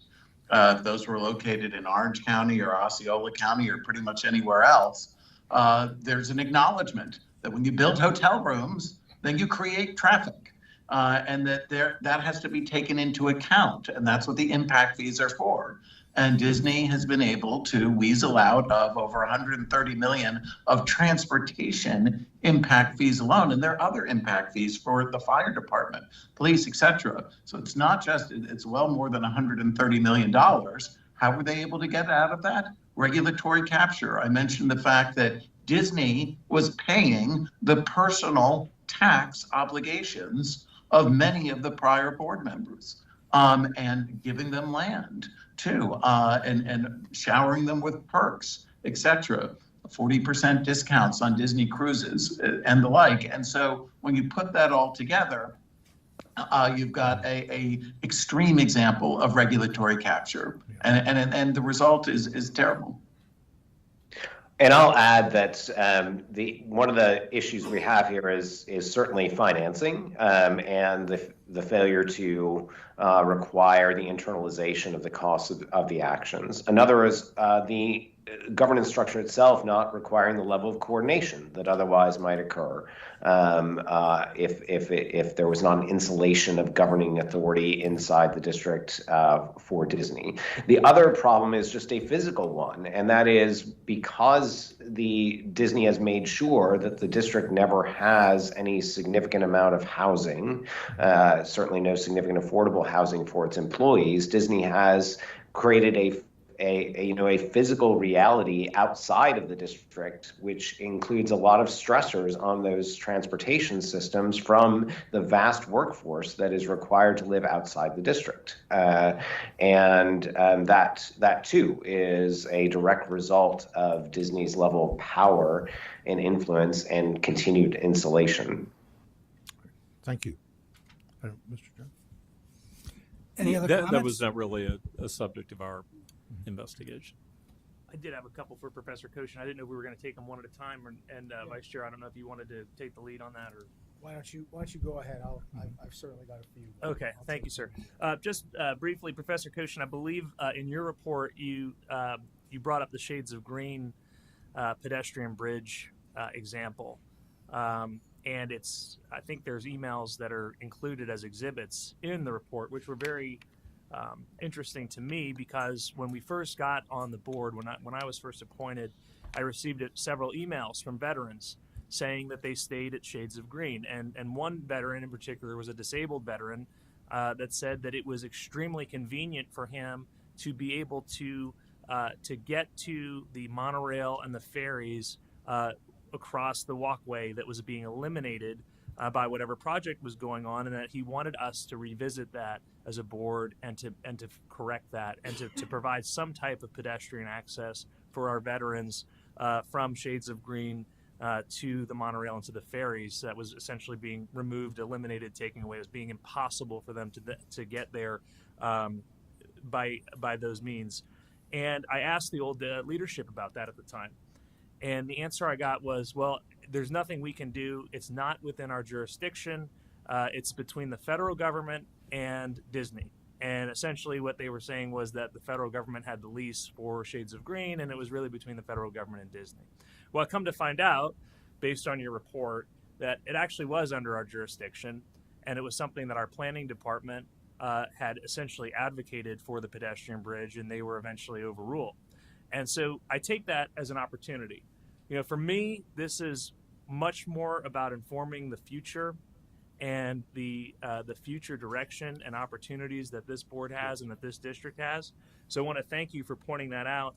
And I know I've already talked to Mr. Gilzine about putting that on our short-term list to evaluate the district constructing a pedestrian bridge or providing some type of way for those veterans to get to the monorails and to the ferries in the manner that they used to be able to do prior to that being taken away. So that's more of just a comment to you to thank you for that. And then I did want to just give you and Mr. Thompson an opportunity to answer that question. In terms of the anti-competitive nature of the old act, one of the things I think that's brought up in Dr. Koshin's report, Professor Koshin's report, is the fact that a lot of businesses popped up on 192 and I-4 in the 1970s and 1980s on the promise of the investment of Disney in this area. And then in the 1980s and 1990s and 2000s, Disney essentially was given carte blanche to compete with those businesses within the district with advantages that you've all outlined, not having to pay impact fees.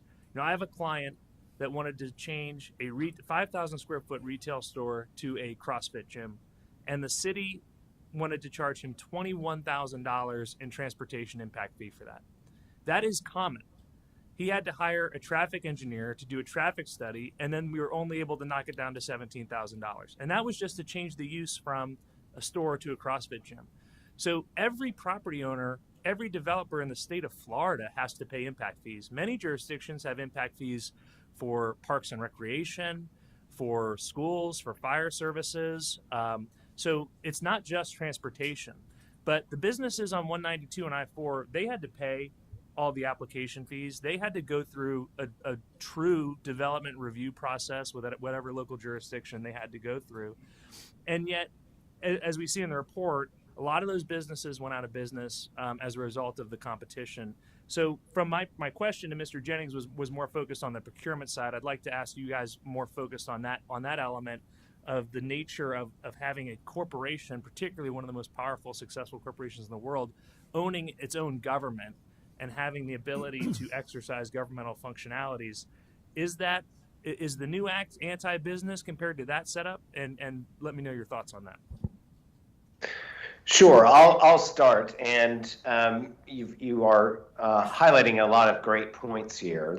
One, let me start with just a bit of an explanation of why interest groups do what they do, and what the law and economics literature calls rent-seeking behavior is what we're seeing at play here. It's when you're trying to seek some kind of advantage from the channels of governmental power that you could not otherwise get in the marketplace. In other words, you get some kind of exemption, such as exemption from paying the fees that all your competitors do. That becomes an advantage because your costs are lowered, whereas your competitors don't have the same lowering of their costs, which means you have a now artificially created advantage over your competitors. So this rent seeking is a way to normally just get some kind of legislation that might be beneficial to you, a subsidy or something else. Here, you've got an entire governing structure to serve your interests that end up doing this, coupled with exemptions and exceptions that give you these competitive advantages. And what that means is that you are able to operate at a lower cost than your competitors, not because you innovated, not because you realized cost savings, not because you are somehow producing something more efficiently, but simply because you've received government favor. And that is why Disney has been able to drive out other businesses and get competitive edge of their own. The second consequence of that then is that it does drive out competition, and it therefore means that you do not have the natural forces of competition that make all of us better off, including the citizens of Central Florida, including the people who might be wanting to visit Disney facilities. They are all worse off because there are not these competitive pressures on Disney to, in fact, improve, innovate, and otherwise provide a better product. So one of the things that we often describe when we're teaching economics to policymakers, to judges and other things is you need to take into account all of the unintended consequences of your actions. And when you give someone a competitive advantage artificially, you decrease the amount of competitive pressures that normally lead to innovation and improvement.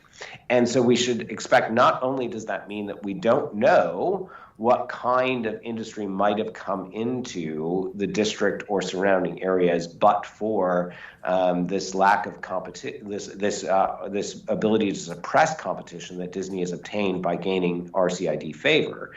But we also need to understand that we don't know how the products of the dominant monopolist here could have been better if they were subject to competitive forces. So my point is, we might have had people competing with Disney on all kinds of levels, at the hotel level, even at the amusement park level, and otherwise, that might have brought a better product into the mix. But we also might just have a better Disney as a result of them being forced to compete.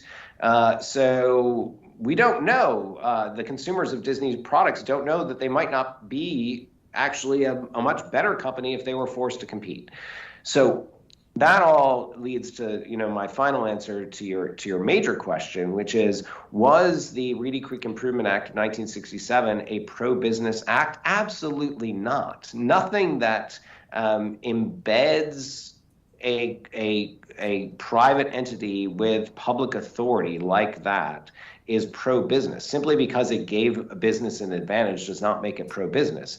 Because it is anti-competitive, because it is pro-capture, because it is providing special privileges, there's no right to, I've heard it described by some in Disney as we are losing our right to the governance regime. There's no right to a governance regime on the part of business. And so a pro-business environment in what is one that respects neutrality, it respects governance principles which provide accountability and keep out the ability for any company to seek a competitive advantage over another through the auspices of government. So really, I see nothing that was pro-business about a system which simply gives an entitlement to a particular business, and everything that's pro-business about a system that provides a neutral and level playing field for all of business to thrive. And I agree with everything the professor has just said, and he said it far more eloquently than I could. But I would add one thing, which is governments are not bound by the antitrust laws. They can engage in anti-competitive conduct. So it's particularly pernicious when you have a corporation that totally captures the government, because they can then use those powers free and clear of the antitrust laws to crush local competition. And that's exactly what we're seeing here. One real world example I'd like to offer, because I was struck by Professor Koshin's remarks, is many of you won't remember this, but there was a time when the only company that was allowed to provide telephone service in the United States was AT&T. And I remember it well. We had these big giant phones that were on the wall with a coiled wire and a giant receiver. And that was the only telephone service available in the United States. And in fact, if you went back a little earlier, because AT&T wasn't willing to invest in expanding its infrastructure, a lot of those people that had the phones on the walls also had what were called party lines, where they had to share their phone service with unknown other customers of AT&T, sometimes while engaged in a phone call. And so the point of me saying that is I want to reinforce Professor Koshin's point. This structure isn't really even good for Disney. You know, your question, Mr. August, about competition. Competition's a good thing. Competition brings better goods and services to all of us at better prices. Thank you, sir. All right, I'll jump back in if you don't mind, Mr. Chair. Just a couple questions from Professor Koshin. Now, you used the phrase in describing this district. You used the phrase sui generis. Is that right? Correct. Yes. Now, I'm not a Latin scholar. I don't have a Harvard degree. I don't even have a University of Florida degree. But I think that means essentially one of a kind, sprung forth from no like example before and maybe no future. Is that right? Excellent. Yes. Okay. My one thing I do know, I've helped form probably hundreds of community development districts in the state of Florida in my career, and I noticed that sometimes examples are given pointing to other CDE type districts, maybe affecting whether it's Universal or elsewhere, where they are their boards are solely controlled by or appointed by the landowners, and some view that as though maybe Disney here is being treated unfairly. Now, you talked about those districts, CDDs in particular, tend to be for a very narrow purpose, very narrow scope of powers, specific purpose, specific limits in time. This district, I think you highlighted its uniquely generalized purpose and powers, no limit in time, no voting power. I just want to underline, is it fair to say this is a uniquely powerful special district, not just in the state of Florida, but in your observation throughout the United States? Yes, absolutely. It is uniquely powerful. It is distinguished from the CDDs and others, despite the fact that landowners, the election process, it may be different. And there may be similar limitations on the election process in other districts, but the level of authority and the diversity of constituents are quite different in this. And so it is not only unique in Florida, and I think David Thompson pointed this out as well, it's unique throughout the entire United States, right? No one, I think it's probably not just that no one has adopted it because it doesn't seem like a good level of governance, but it's extraordinary that this was ever able to be accepted as a legitimate form of governance in the first place. So highly unique. But probably not. I mean, I know that Disney and there have been other large landowners subsequent. Disney has attempted to sort of expand its operations in other areas. Is it fair to say that they've at least attempted to duplicate, but maybe haven't been successful? I think I don't know the full facts on Disney's operations elsewhere, but I do know generally some of what you're describing, and the attempts have been unsuccessful. I would assume because of the extraordinary ask that's being made and the wisdom of those who've rejected it. And I guess last question or last piece for you. In terms of, you talk a lot about negative externalities. I think, another word for that is impacts, right? And we've had a lot of discussion of impact fees, and that's a fairly quantifiable number. But I can't help but wonder, do you think when we take out the number of impact fees that maybe have been left unpaid, do you think that fully captures the monetary impact of these negative externalities impacted when you take into account the 100,000 employees and the true sort of negative economic impact? Is it really fully captured by that impact fee figure, or is this a subject that might deserve some further inquiry to fully determine that impact? No, I think it's an imperfect compensation for the overall impact that's being made, especially the impact on the community condition and the human condition of people who are forced to live long distances from their workplace simply because the employer itself is prohibiting housing near the location of the activity.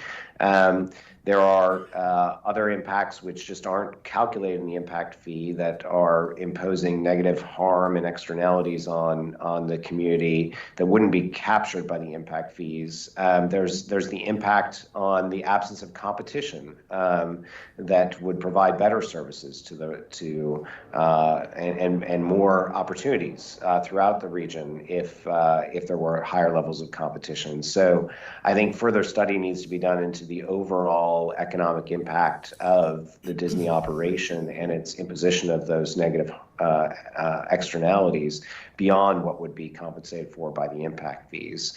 I'll ask if there are any follow-ups on that question, but I do want to say one thing about your prior question as well, which I neglected to say. And there's quite a bit of evidence that Disney sought out the extraordinary authority in Florida precisely because they were frustrated by the inability to have that in Disneyland. And the frustrations, the costs that were imposed upon them, the costs of complying with government. So Walt Disney had a real plan to avoid all the things he wished he had done in Disneyland and the surrounding communities by not replicating the need to deal with the pesky systems of governance that he had to deal with in California when he came to Florida. And that's, there are stories as to why other cities were rejected precisely because they were unwilling to provide Walt Disney with those kinds of special privileges that ultimately Florida did provide. Thank you. You know what? One last thing. I'm sorry. Mr. Chair, appreciate the indulgence.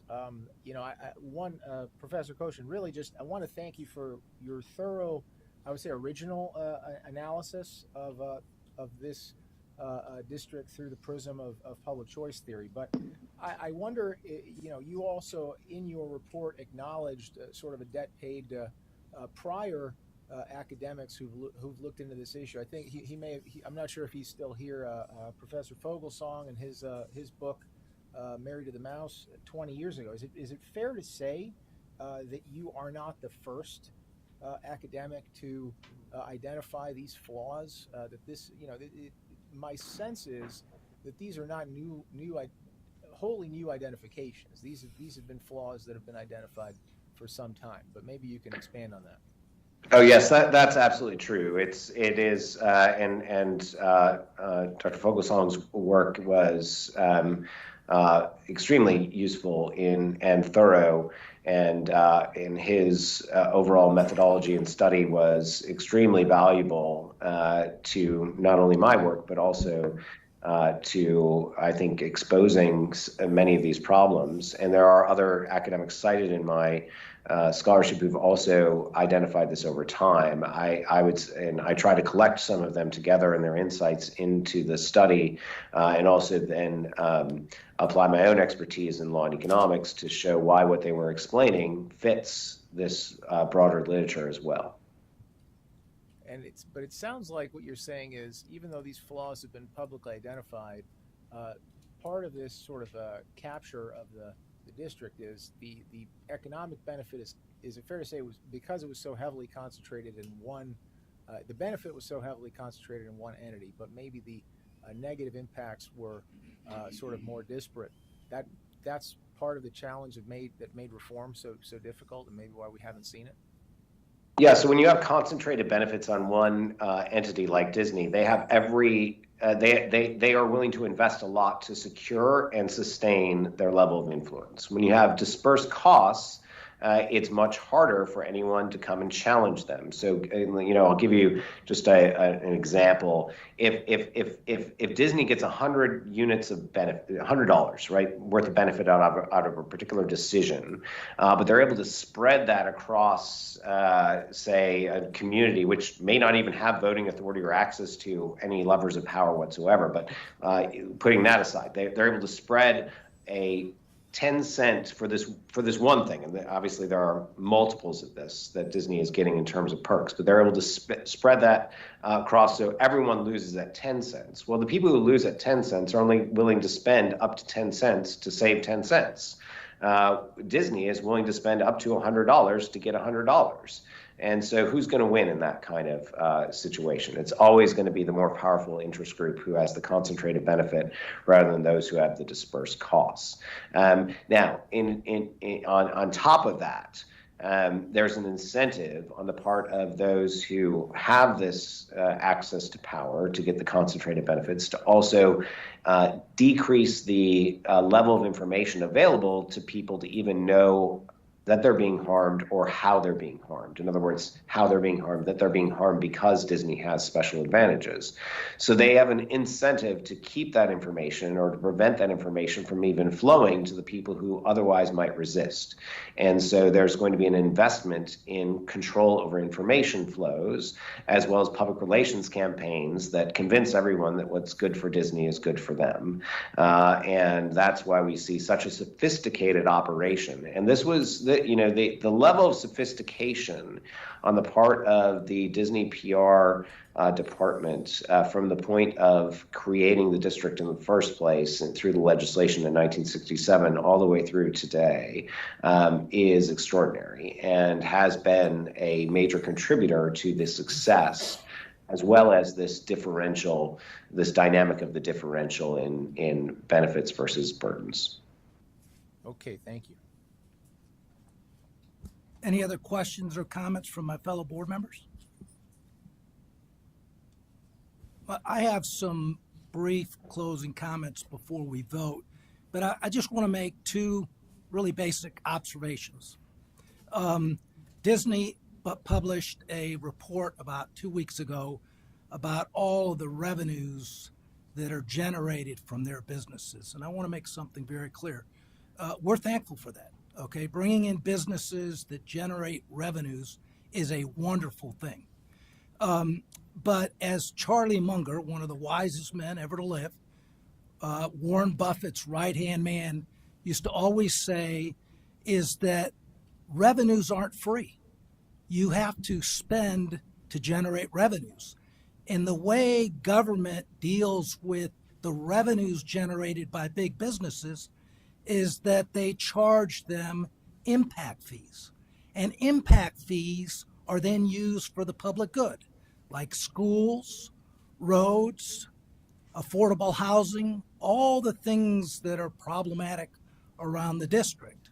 And so we're grateful to Disney for their revenues, but you understand that for 57 years, as my fellow directors and these experts have pointed out, surrounding businesses outside of the district were paying impact fees. No impact fees were paid within the district. Hundreds and hundreds of millions of dollars. And then let me just share an anecdotal story. I got a call after our audit was published yesterday from a very successful investor. And he said, "Hey, Martin, I'm not surprised at all the problems from a governance standpoint that I've seen in that report from the old Reedy Creek board." And I said, "How do you know anything about the old Reedy Creek board?" And he said, "Are you seeing what is currently going on with respect to the Disney board? Do you see the number of sophisticated stockholders that are saying that there's a leadership problem at Disney currently?" And so last night I just looked up and did a little bit of research and found a letter from an institutional investor, a substantial investor in Disney. It's an investor called Ancora, A-N-C-O-R-A. And I quote from his letter to the board of directors of Disney. He said, quote, "A degree of shareholder-driven change is certainly warranted in Disney's boardroom following an extended period of absent-minded governance," close quote. That is the poor governance that we were experiencing in this district. Disney controlled the old Reedy Creek board. And so it's the trickle-down effect. As the shareholders of Disney currently recognize that there's a leadership problem there, that trickled down to the old board. And so I have a few closing brief comments, and they are responsive to the presentations of our experts today, and they also relate to other things that are in this audit. So the audit is indeed comprehensive.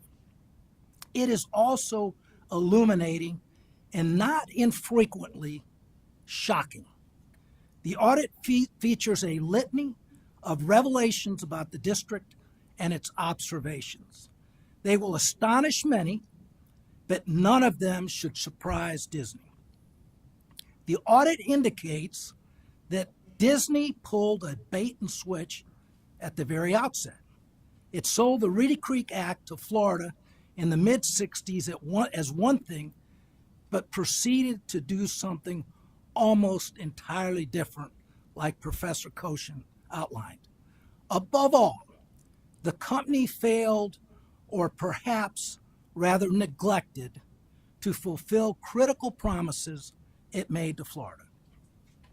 For almost a half century, Disney used its enormous influence to defend and fortify the unprecedented government entitlements from which it as a company exclusively benefited, as our experts have outlined today.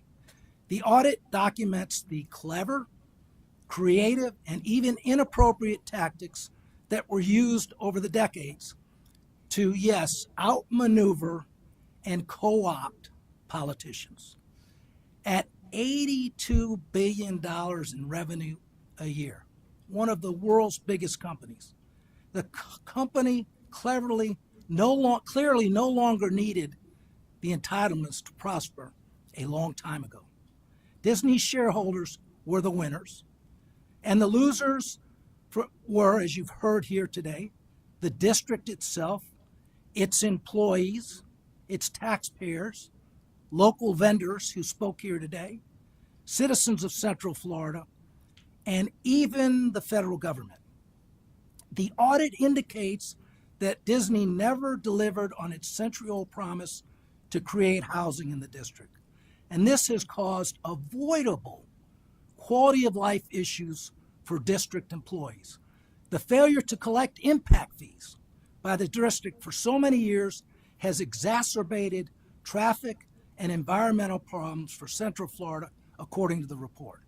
The audit documents how obstructions were created to favor Disney vendors over the other vendors, some that spoke here today, that are now available thanks to Mr. Gilzine because of the new policies. And they're now doing business with the district. Disney sold its utility operation, as Mr. Thompson noted, to the district for many, many millions of dollars. And our experts have not been able to validate that a fair price was paid to the district. Even tax income was hidden for years from the federal government. From the $700 million parking garages that Mr. Thompson talked about to millions of dollars in inappropriate government perks that Mr. Jennings talked about, the audit shows how Disney benefited to the exclusion of many other taxpayers in the district. Because district money, taxpayer money, that were paid by other taxpayers, non-Disney companies, were used for the exclusive benefit of Disney's properties. The audit shows that Disney even paid the real estate taxes for some of the government officials who were charged with regulating its business practices. I've got to repeat that. Where have you seen that? The audit shows that Disney even paid real estate taxes for some of the government officials who were charged with regulating its business practices. Given the stunning facts in the audit, it is especially shameful that Disney is still trying to preserve its entitlements, let alone through unlawful 11th hour agreements, as is revealed in those lawsuits against the district. Disney, to this day, refuses to acknowledge any infirmities, any.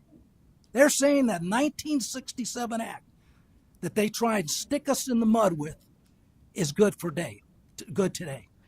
What do you know of any business or government that's functioning the same today as they were in 1967? It just isn't the case. So they refuse to acknowledge any infirmities with respect to those one-sided agreements that date back 57 years. The Reedy Creek Act was a Pandora's box, a curse disguised in the form of a beautiful gift. Now that the truth is out, Florida lawmakers and government officials should expel the curse with more reforms to the district. There are many referenced in the audit in terms of reforms that should be welcomed on a bipartisan basis. Traffic solutions, schools, affordable housing. Who argues against that? Disney. So as the audit demonstrates, the district was indeed in dire need of reform, and thus the legislature was amply warranted in passing the new legislation this year to begin reforming the district, This has enabled our board to implement a myriad of reforms. We look forward to working with other government officials to continue to reform the district to serve the public good that Professor Koshin, Mr. Jennings, and Mr. Thompson outlined, and which are more discussed in more detail in this 80-page report that, with its supplements, is hundreds of pages. So that's all I have to say.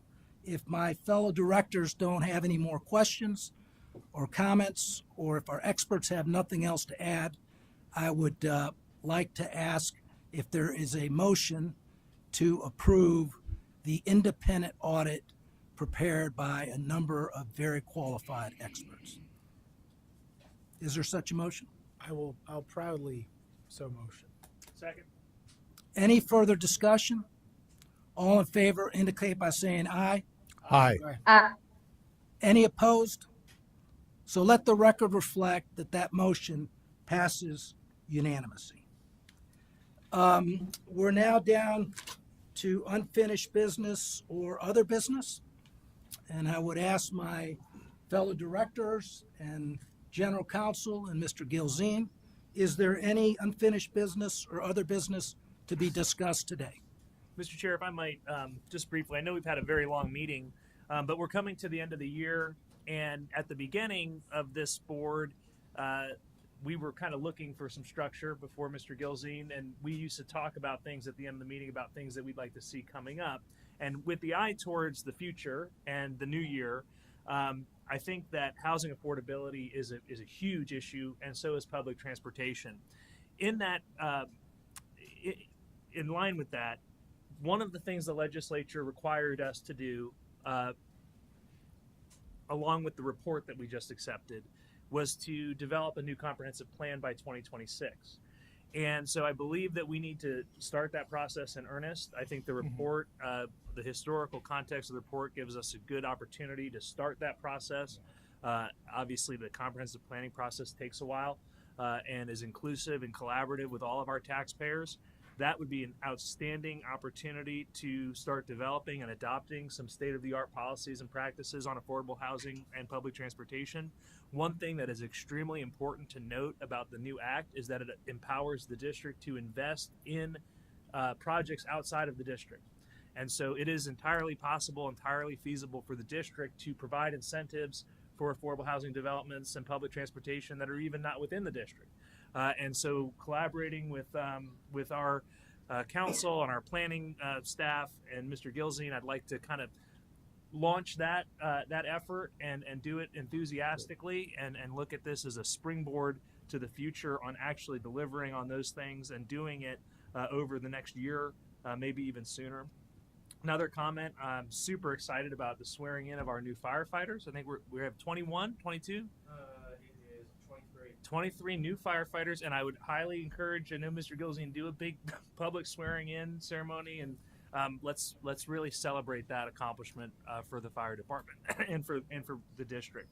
And I think that, only other comment, and hopefully Mr. Gilzine, please don't kill me, but again, looking forward to things. I know that you're working on a maternity and paternity leave policy.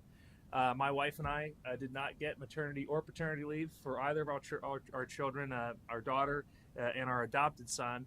And so I know that you're also looking at an adoption leave policy. And so that's really important for me. So our employees, I want you to know we're not stopped thinking about you. We're always thinking about you, and we're always thinking about ways to make your experience here the best possible experience. And that's something I'm looking forward to in the coming months to talk about those policies. Thank you, sir. Yeah, thank you for those comments. Any further comments?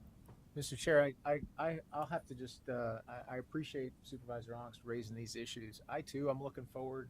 We really, truly, in terms of the opportunities to help foster, and I appreciate the public comments earlier, and I think from the public comments, from the report, the need for this district to address affordable housing issues, transportation issues, I think they've been abundantly clear for a long time to anybody that's sat, whether you're an employee or a visitor who's sat in traffic on I-4 trying to access this district. If you're sitting in the parking lot that is occasionally I-4, I think it's obvious enough that there's room for improvement, particularly as the surrounding suburbs around this district have grown significantly over the last 15 to 20 years. There's an overwhelming need. And I think on a going forward basis, I think it's important, trying to identify further and do some deeper dives into the negative externalities that were spoken to and the true sort of monetary costs of what we've maybe failed as a district to address in the past. And two, maybe using that as an opportunity to launch ourselves forward and develop a plan going forward. And I think so. I just would like to truly echo those comments, and I'm looking forward to digging. I'll happily work with you, Brian, and the rest of this team, along with Mr. Gilzine, of course, to engage on those issues in the coming year. And also, Merry Christmas and Happy Hanukkah and Happy New Year to everybody. Anything further? If not, thank you to everybody for your interest and for joining us today. We now stand adjourned.